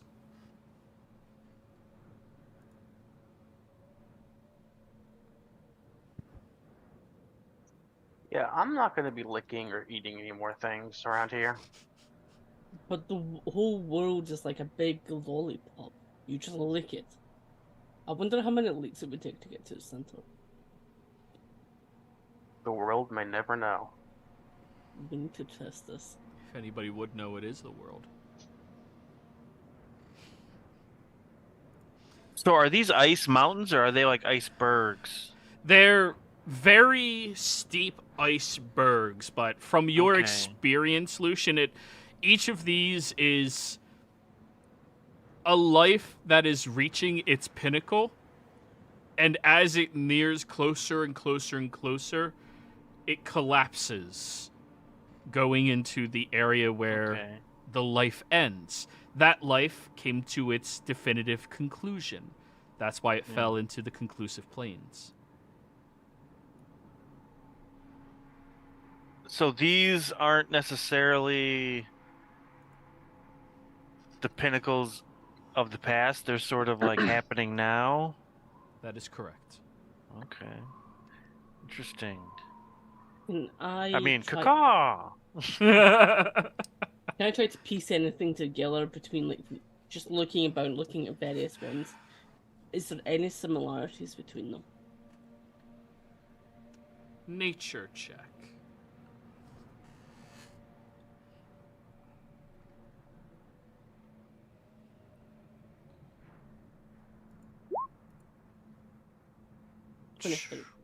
Y'all can't roll low this session, can you? I rolled a nat 1. I rolled a -1. Oh, yeah, No, it was a +3. You had a +4. Oh, yes, but it was a -1. Alrighty.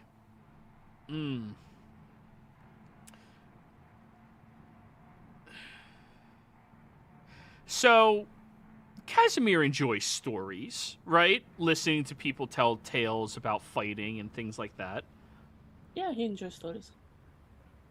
It would appear that the thick of this area you're in, the pinnacles, is where the stories are developing into their conclusions.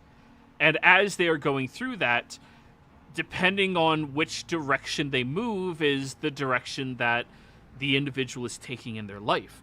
Are they going to come to an abrupt conclusion? Then they are going to fall down over here. If their lives become something more heroic, that would mean that they would have to break over top of this mountain range and fall down into the heroic plateau. So, that would also mean that the lives where they are figuring out secrets that should be kept, those are the ones moving closer towards the crystal tombs. Okay. I'll share that. So, This Gabby, world is a living story, everybody. So, Gabby, I think for yours in particular, we might be looking for those large peaks just before they hit the heroic plateau. But if we're looking for forbidden knowledge, things that are going to be kept, things that are probably not going to be very spread around the world, it would be we're heading towards the crystal tombs. So I think we want to stay away from the conclusion planes entirely, because that's essentially where people are going to die. Or at least their story ends. Their story Like ends. they could Oh, retire. Does the story really end if they retire? It just continues on, just less dramatic. It doesn't mean the story ends. The story only ends when the page is stopped, when there is no more to write at all. Casimir, that's when you notice some of these mountains have the tops of them turning into flurries, and they're traveling further past the conclusive plains. The Sand of Dreams. What was the Sand of Dreams again? That is where everybody's dreams and aspirations go that are never fulfilled. When you retire and you don't ever get anything accomplished. Okay, just to check, is my assumption correct? Like, if we were looking for someone for Gabby's, we're probably looking just before they hit the heroic plateau? If you're Somewhere looking in the for time. somebody whose story hasn't concluded and will be heading in a heroic direction, that is, yeah. Okay. But That makes sense to me.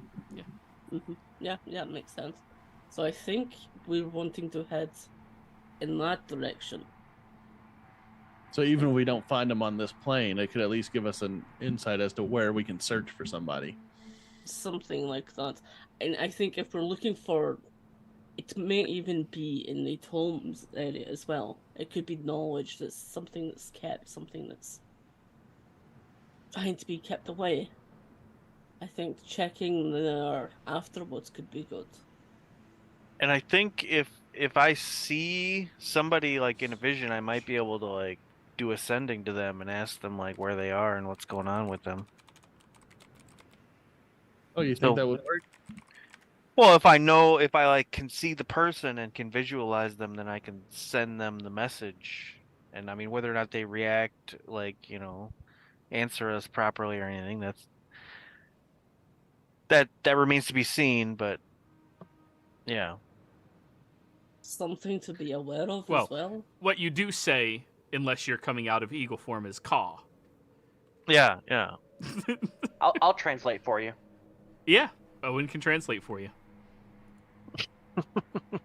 True.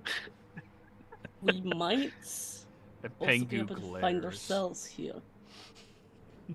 But I don't know if that would be dangerous or not. Find ourselves here. Have we reached our peak? Our stories haven't ended, presumably. Wouldn't But we just we are like be looking at our own back heads? I don't really know. And I'm curious about that because I do want to see, but I also feel like it might be dangerous. I assume I would be somewhere on the heroic plateau then. Is your story finished? It's not, but that's not an ending spot, is it? It's where you plateau. You do not go up any higher. I mean, I've reached godhood and I'm trying to go back down, so You may actually be coming down from it then. yeah. There is a chance. It might be something just to keep an eye out for. Do we have If to like it's go head in that across the water direction to get anyway. there? You could jump between the pinnacles and hopefully find something more solid than the waters. However, Owen, as everybody is discussing, thanks to your absurdly high passive, you see something reflective off in the distance. Like shimmering, or It was just one flash of a reflection and then nothing. I know that. Sniper!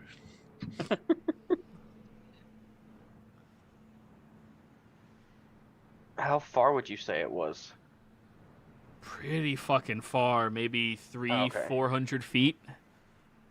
Oh, I was thinking miles. Okay. Actually, yeah, no. Out here, it probably would be 2 to 3 miles.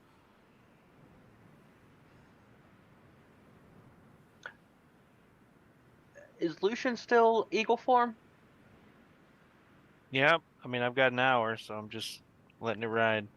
All right, I'm just like, trust me. I'm gonna grab him by the head and slowly turn it towards the where the glistening was, and see if he could use his eagle sight to see it. Evolution, perception check. I can try.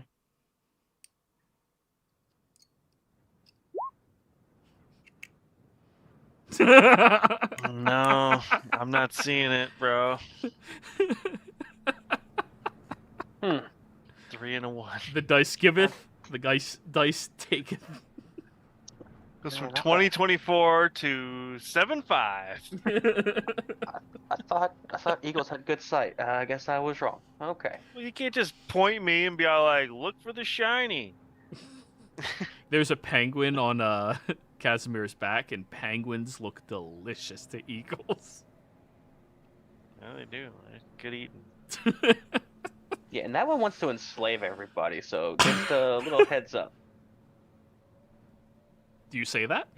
You're saying win-win. Yes, I do say that. Penguin. Huh. Oh, you What's dick. up, buddy? Huh. Huh. He starts like pointing at Owen, panicked. Huh. Huh. Huh. What? Huh. He's not He going wants- to eat you. Huh. He wants to enslave you and make you his pet. Huh. He's a penguin. I think maybe that ice is working on your head. Huh. You know, player knows exactly where you got this fucking penguin from. Huh. It's a great Yeah. movie. I watch it every year. Mr. Coldmeister.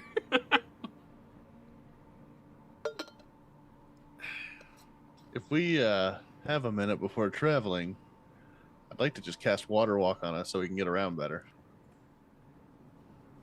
Sounds good. Oh, there's a thing in the water. It absorbs light, but it's moving. Well, not absorb light, it just doesn't reflect light at all, or doesn't exist. I don't know how big it is, but there's something down there. If it doesn't like light, it'll stay away. Maybe it likes light too much. I cannot say if it doesn't or doesn't. If it does or doesn't. I just know it was entirely dark and just moving. I'll ritual cast Water Walk on our party. But can we see this green line that looks like a tongue? No, you can't. Not from this distance. Each one of the squares is 5 miles.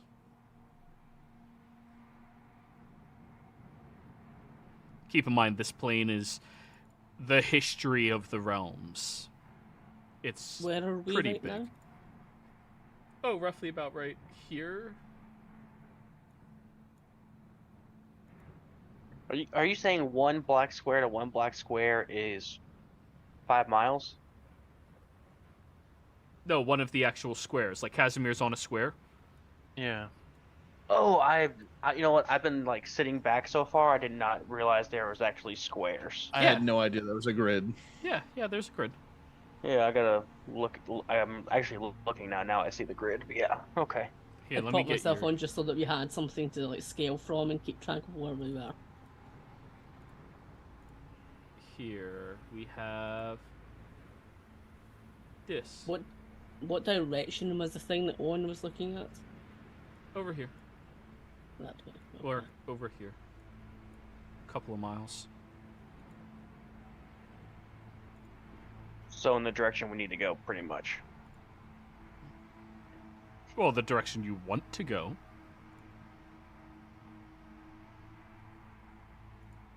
It explains why, like, these ones are kind of quite smaller, but, like, just before they hit the heroic plateau, it's like giant mountains.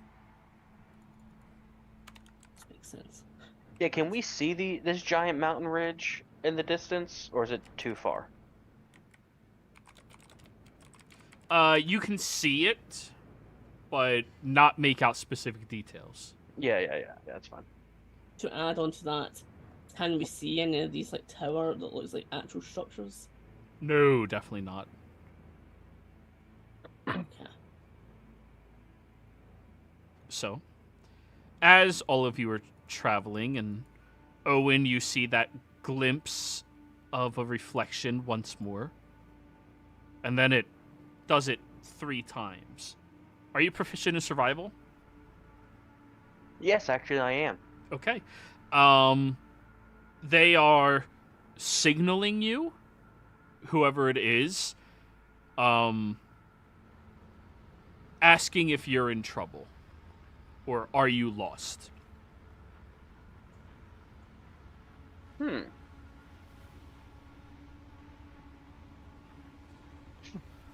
Okay. Yes and no. Yeah. Yes, I am lost. No, I'm not in trouble.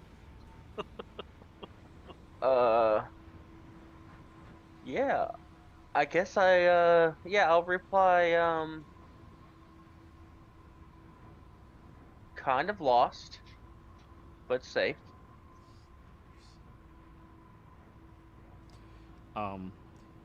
It begins signaling to you again, but this time it seems to be trying to sequence out a code. Roll me a survival check. Let's see how quickly you can decipher it. 16. Okay. They ask Stellar's Sea Eagle as a question.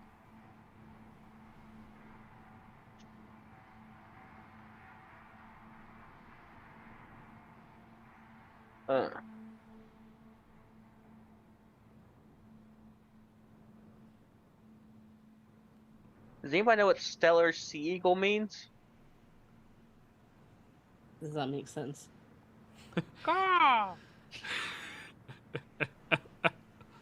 Lucian, feeling you it's- can tell him, yeah, that's eagles where you come from, particularly in Morian, Stellar Sea Eagles. That's what you are, just giant. Yeah.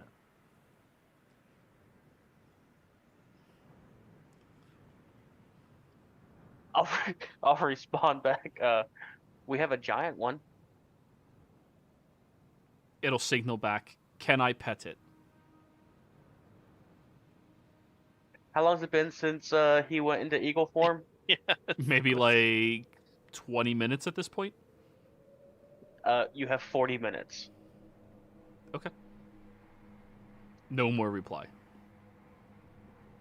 I think if we just sit here for about 40 minutes, somebody might show up. Or persons might show up.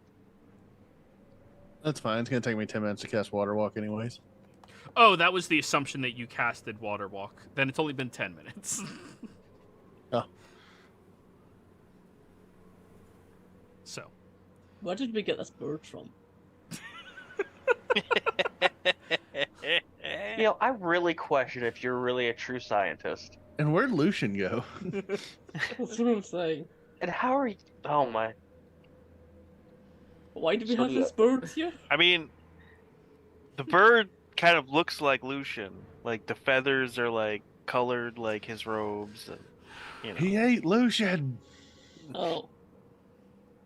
Well, he was weak. Survival of the fittest.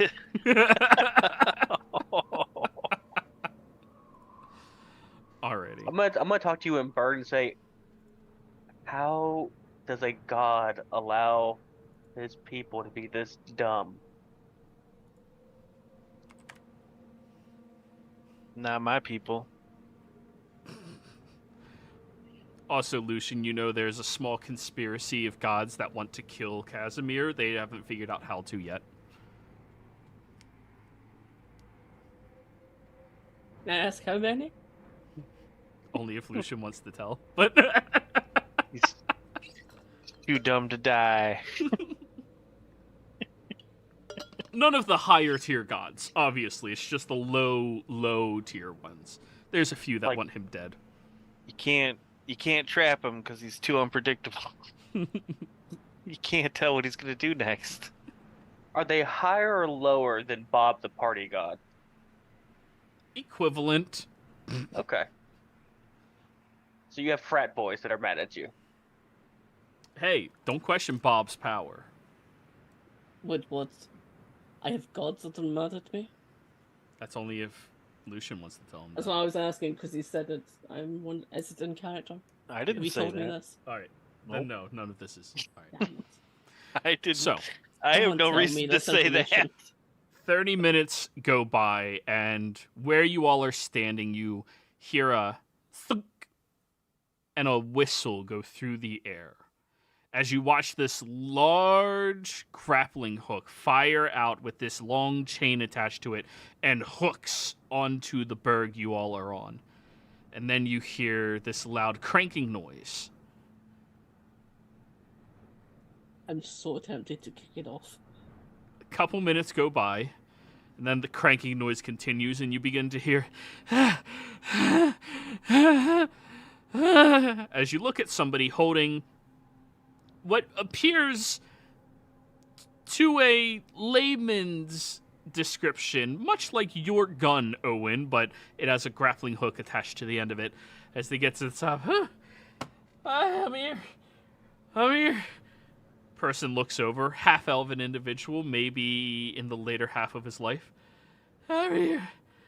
All right. Oh, dude, I haven't seen a stellar eagle in so long. Hi, birdie. And he goes over trying to pet you, Lucian. I'll allow it. Oh, that's You went through a lot of trouble to get over here. That's a good bird. Oh, Who wow. are you? Why are you here? And why shouldn't I or the bird eat you? Oh, shit, you're a vampire. Really? Are you one of the originals? Not yet. Not yet? Oh, shoot. So, you might be one of the other people, one of the other vampires that are trying to become an ancient vampire, right? Sure. Oh, that is so That's cool. wonderful. Where are your fangs? How long are they? Have you reached So much 1.2 information. inches? Stay, As stay he's, back. he's fanboying and getting closer towards you. Wow. Wait, how do you know all that? Yeah, you know a lot. I will keep you. I will keep you. What? Pangu feel about that? Pengu doesn't understand any of it. Oh, sorry, everybody. Whew. My name's Philip. Pleasure to meet you all. I come from Chiche. So what now? Oh, what? What? Chiche. It's a small outer plane. Some wizard made it a long time ago, and the dumbass just forgot about it, so we all just hang out there. Well, not all of us. I found my way here while we were passing by one time, and, well, it turns out if you just lick a rock, you can learn a lot of really cool things. So I've just been here ever since. Pleasure to meet you. And he just gives you all a wave. Is that how you know about Casimir? Who's Casimir? The vampire. Me. Your name's Casimir? Yes. I never licked you. Sorry, that's a joke we have around here. Because, your stories are lickable. Right. Yeah. Have you ever licked your own story? Oh, you can't do that. No. Well, You also we can't were find it. talking about that. If you know the person, you can't find their story. It's really weird the way that's set up here. Whew. Wait, are all of y'all new? We just Uh, arrived. Yeah. Oh, and you brought a giant eagle here. Where'd you guys come from? We jumped from our ship. You're fun. Nobody with a functioning spelljammer would willingly come here. It wasn't a spelljammer. It flies through space. Right, but that's just It an doesn't airship scam in space. spells or whatever, but does it go through space? Does it fly? Does it fly better than yours? Yes. He's got you there. But mine flew better when it flew. Yeah, but it It's a lot doesn't. of talk for someone without a ship. So you guys I'm sorry. willingly came here. Sort of. You know you can't leave, right? Says who? Oh, the world. What world? For the world. This one. There's no planar travel of any kind here. And there's no scrying of any kind here. There's no divination of any kind here. Like, people can't know that you're here. People can't find you if you're here, and you can't leave here. I think Lacey's would like it here. Oh, we'll get out one way or the other. We'll just wake up the snake. What snake? Do we know about the snake? You guys do, because you have a map. Because Owen has a map. This one. That. The hippo. Can you show them the map? I'm sorry, what was your name? Philip. Philip, that's right. Yeah. Oh, I'm Gabby. Gabby. You already Pleasure. know Casimir. Yep. Hi. That's Owen. Owen. And Lucian is the eagle. And my spell's about up, so I'll drop it. And I'll Sunk. turn. He was about to pet you again and just... That's a little awkward. All right. Yeah, you know. Sorry. I'm a big bird nut. Or at least I Yeah. used to be.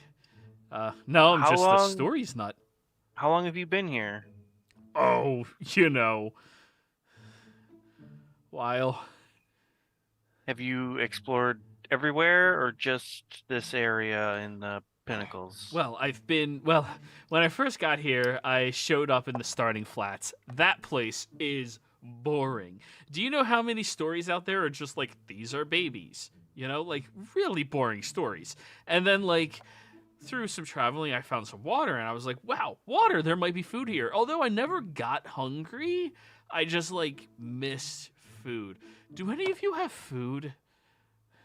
Yeah, we've got some yes. rations and whatnot. Rations? Can I have some? Yeah. Sure. Give them a But you ration. said you weren't hungry. I don't feel hungry. I just miss it. Hmm. How long have you been here? While there's not really like a sun or like passing of days. I've been here long enough that I've seen a few stories go through their pinnacles and well, one of them landed in the heroic plateau, but the other one fell into the conclusive plains. Really sucks that it fell, you know. Actually, another one just fell recently, and I'm really upset I didn't get to like check that one out because it was on my to-do list. But like, well, you know. Yeah, I saw that one. Oh, really? Who was it? Like right before it fell down. I don't know, Huh? some weird guy. Yo, tell me everything. And he's like eating the rations like this is the most delicious food he's ever experienced. I will relay the story of the man who started sacrificing people for power or something, and then he got chased down by like a crocodile man or something. Wow. That is such a cool story. Now I want to find the story of that crocodile man and see if it can't piece over to him. But I thought you can't find it if you know about it. Well, you can't find them if you know them. If you know about it, you can still find it.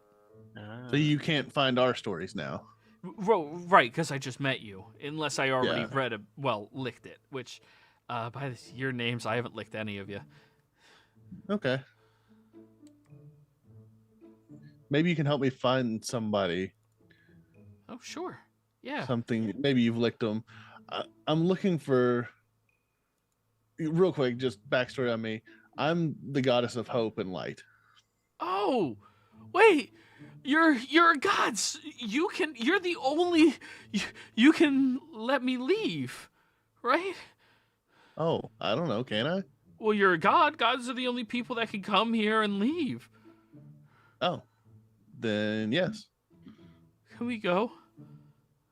Well, we got to find this thing first. If you can help us find it, I'm glad to take you with us. Gladly help. Wait, why do you need help if you're a god? Because I'm trying to not be a god. So you like these stories, right? Oh, I love them. I wish I could continue my own story, but ever since I became a god, it is just paperwork and sitting behind a desk and not interacting with the people of my plane. I would rather be there as a hero and help them than sit above them in the clouds and do nothing. Really noble of you. That's great. But if you're trying not to... Do you still have your divine spark? It might be going away. I used to be able to have my wings all the time. Now I can only maintain them for about a minute tops. So you're no longer a god then? Lucian is, though. Wait, you are? Lucian, you left your divine spark with your clone. I kind of, you know, I had to, I mean, yes and no. I am and I am not. Like, Oh, do you have your divine spark? I don't, but I do. The other me. Oh. The one I left when I came here. What is a divine spark? It's, divine creatures get it. It allows them to, well, they can pass certain laws or ignore certain laws that mortals and most immortals have to abide by. Only gods get it, or God's greatest servants. Is this something that needs to be found? It just appears. Oh, I have no idea how they get it. How did you get yours? We earned it. Like, Lucian and I without took down a god in our home plane, and we were rewarded with our divine spark. Wait, you guys fought a god? Little god, little G. But yeah. Just in Zodiac. And then once we defeated him, apparently there were like other gods that were like ahead of him, and they gave us the chance to kind of take over, and you know, And then it's a long paperwork. story. Yeah, paperwork and just not really getting to do very much. Not really. We go to meetings that are just super Oh boring. my god, dude! Most of those meetings could have just been ascending. Absolutely. There's not... And then we have meetings about what the meeting next week is going to be. Wow, that sounds like some bureaucratic bullshit. That's why we're not there. So, like, what are the odds that I came across two gods and neither of them have their spark? Shit. Well, pretty good considering doesn't sound like gods want to come here. There's been a few, but usually they stick around over towards the crystal tombs, you know? And we're not allowed over there or we'll die, you know? What do you mean? What? We're probably going over there later. The crystal tombs? Yes, we're probably going there later. Oh, it has the champion of the sleeping servant protecting it. No one's allowed in them. I don't see not? what the problem is. I mean, he protects the tombs. He's pretty powerful. The only people that can get past him are gods that turn him off. I watched it, and he pulls out a spyglass. So, like, I watched it from afar, and, well, when I was seeing it, the guy, he's hulking. He is massive, and when he strikes, the entire, like, area just starts quaking and breaking apart, and he's huge. But when the gods approach, they do some type of spell, and the person just freezes in place while they enter into the tombs. And, well, one time I had a buddy that I came across. His name was Levi. And, well, he ran out there and hoped that, you know, when the god got back, he could talk to the god. But the god got back, and, well, the god looked at him and just looked over and realized his spell was ending and had to blamp out immediately. And then, well, Levi... So, like... Have you ever squeezed a donut that had a filling too hard? What's a donut? No, but I've done that to a person. Right. Well, that's what happened to him. They just That's pressed, what they were and going with it. the outside just went. The inside went out the mouth very quickly. What was the god like? Maybe we know them. Oh, weird looking dude. He had this massive scythe thing on his side. Little, like, horns coming out the back of his head. Religion check. Lucian and Gabby. I was gonna say a scythe with Horns? I'll give myself guidance. I'll use my game advantage.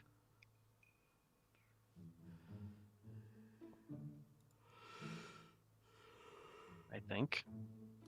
Uh-huh. There it goes. 23 and a Yeah, 25. 20 for a 25. Alrighty. Well, based off of the description of him, that would be Frigid. Lucian, you worked directly underneath him. Who, Oh, that guy's a he prick. was the guy underneath Janus. So Janus was the tier 1, Frigid was the tier 2, you were the tier 3. And Lucian, apparently, that sounds like your supervisor. Yeah, oh man.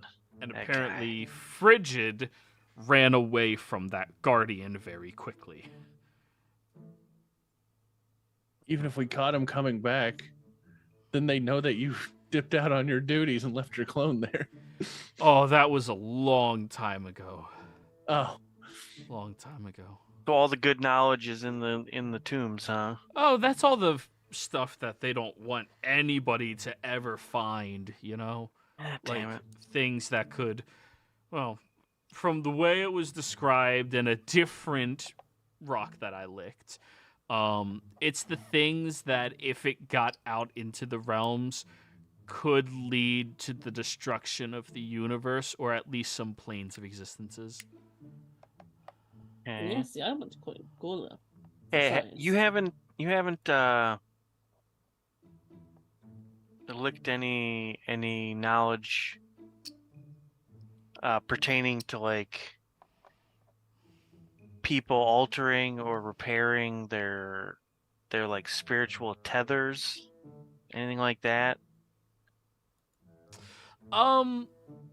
There was a rock that somebody mentioned that somebody was attempting to deal something with tethers, and then the rock disappeared, supposedly. I didn't see it personally, but I mean, apparently, you know, yeah, something happened with it, and then people just skedaddled and it left, I guess. So do you think that if they changed their tether, then that would have changed their story, and so that's why it disappeared? Maybe? I mean, Maybe that's they're successful. that's reasonable, I guess.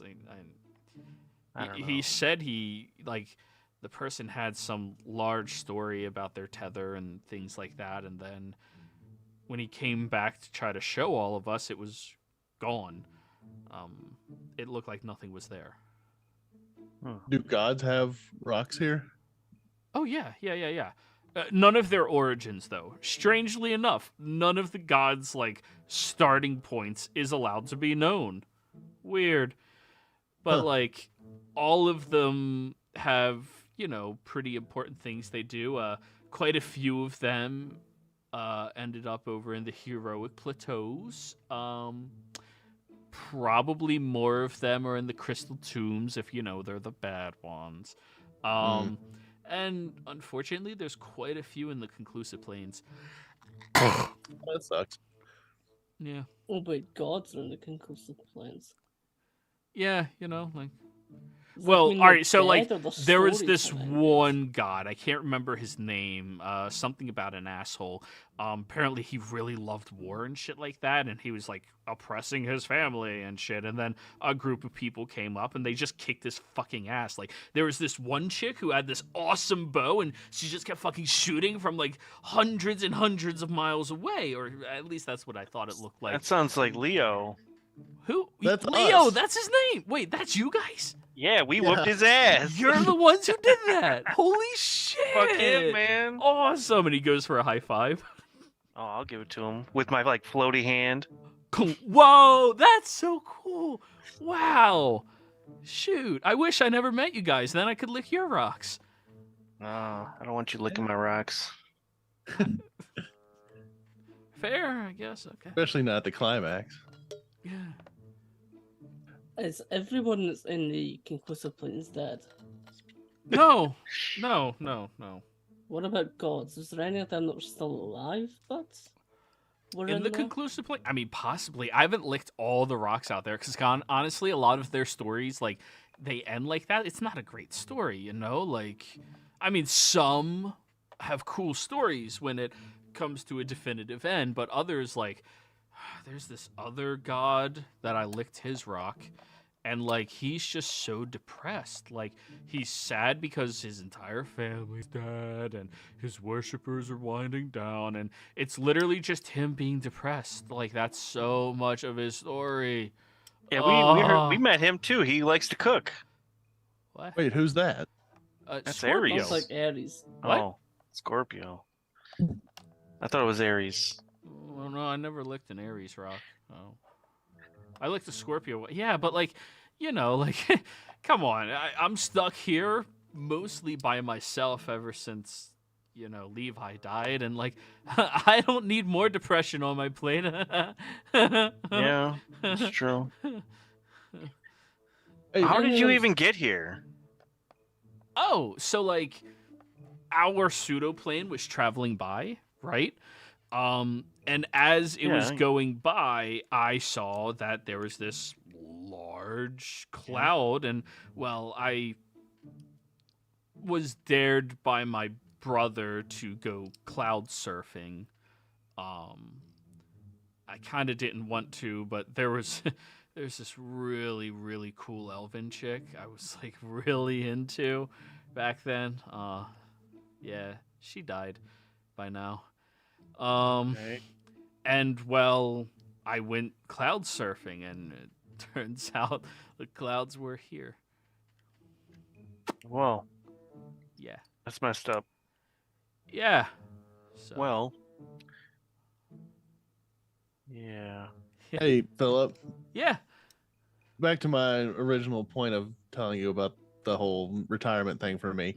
We're looking for somebody to replace me in my domain, which is hope and light. Have you licked anybody maybe in the pinnacles or heading towards the heroic plateau that would fit that description? Hope and light. You know, Somebody that drives hope into followers. They have to have a bit of a following already too. Maybe not worshipped already, but followed. okay. I mean, if I'm being honest with you, I don't really lick a lot in the Pantheon. Personally, that's not, like, my forte. I'm not a big fan of, you know, gods in general. Sometimes it just seems kind of boring, you know. Like, But what there's a about lot just of- like heroes? Have you seen any heroic stories about somebody that's Oh, there's been so many, but of hope, I mean, there's been quite a few of them that, like, what they're doing right now seems pretty important, at least to their world. Oh, I really hope this one guy's successful. That would be awesome. Oh, I was really worried. Last I saw, apparently his brother was, like, mind controlled or some shit. It was really weird. But anyways, I mean, if you're looking for things like that, I mean, there's Preacher. I could bring you to Preacher.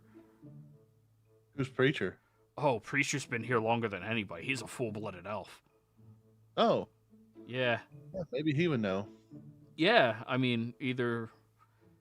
Well, Preacher can be a little pretentious with people if they're not, you know, super elven. You know, he's old I'm an school. elf. Right, yeah, like, you'll be cool with him. It's just, there's a lot of not elves here, and he's kind of... one I'm of- an elf. Yeah, he's an elf too. You're a vampire, though. You I can be used more to than an one elf. thing. I mean, your fangs are like 3.6 centimeters long. Is that good or bad? You're getting there. I like you. Don't push it. Cool. I'll slap you like a twig. Yeah, let's hope you don't. let's make our way to Preacher maybe. and do that then, I guess. All right, yeah. I mean, hey, Preacher, he probably knows the most out of everybody here. You know, he's licked so many different rocks, and he doesn't discriminate. You know, he'll go out and he'll just find stuff, and he'll just fucking blah, and then experience it, even though, like, you mentally experience the entirety of their story, and some of these people live super active lives. Lucian, when you licked your rock, like, you did technically live probably a total of, like, 2 years mentally. if you weren't as intelligent as you are, you probably would have broken down and like, oh my god. But, you know, you experienced 2 years of that. Hmm. But So yeah, does Preacher live on like the ground, or is he like floating around on these ice oh, spikes? he's on the snake's tongue. The what now? Oh, the sleeping servant, it's a snake. Really, you know, cute, apparently. And its tongue stretches all the way from its head to its tail. So he's just on the tail. I thought that was a river. What? No, it's a tongue. Oh. Come on, a river. All right. What, like a So- river of dreams? Oh, that would be so much cooler. So he's Oh. in the conclusion plains. Well, he's somewhere along the tongue. So we just got to get over to the tongue and then travel around. And don't worry, I'll make your introductions with him. I'll travel with you guys for a while, and you know you can tell me about your stories, and I can not be alone. Mm-hmm. Sure. Yeah, that sounds good, right? Would you like to be friends? I would love. I haven't had a friend since Levi? Levi. Yeah. There was another. There was a Yeti I saw here a while back, and yeah, they weren't doing so hot last I saw them. And Yetis are known for dismembering, so I kind of just stayed away from him. I've been keeping that in my back pocket in case days get way too dark, you know. What's the thing in the water? What? The thing in the water down there. There's a thing in the water? Yes. The water was dark. I never went down there. It is that. It is the dark. I mean, presumably that would be where the darkest stories are, right?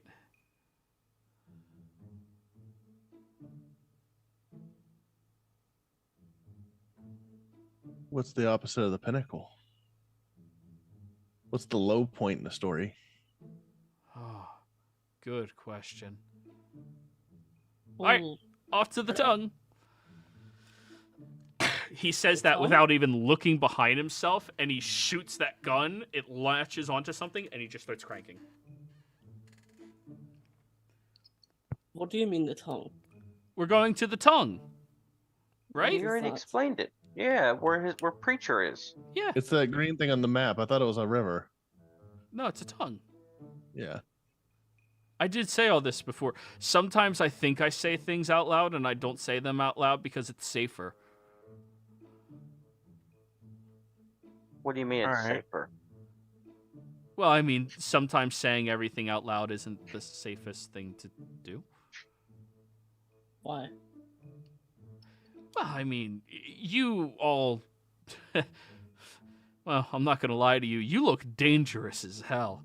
Like, if Thank you you. wanted, you could kill me so many different ways. Like, Very a much so. lot of different ways. So, like, if I said the wrong thing to you guys, I might die. And I'd rather not, you know? But if you say the right things, I could also bring you back to life. That's why I gotta think. Yeah. Thinking's good. Thinking will keep me alive for as long as I desire. No, not thinking's better. Just don't think about things. Just do it. Just get in there and do it. That's how I became a god. Right. And now you failed at that job and you left I it. didn't fail. Uh, I put in a 2 weeks notice. I'll stop just doing that.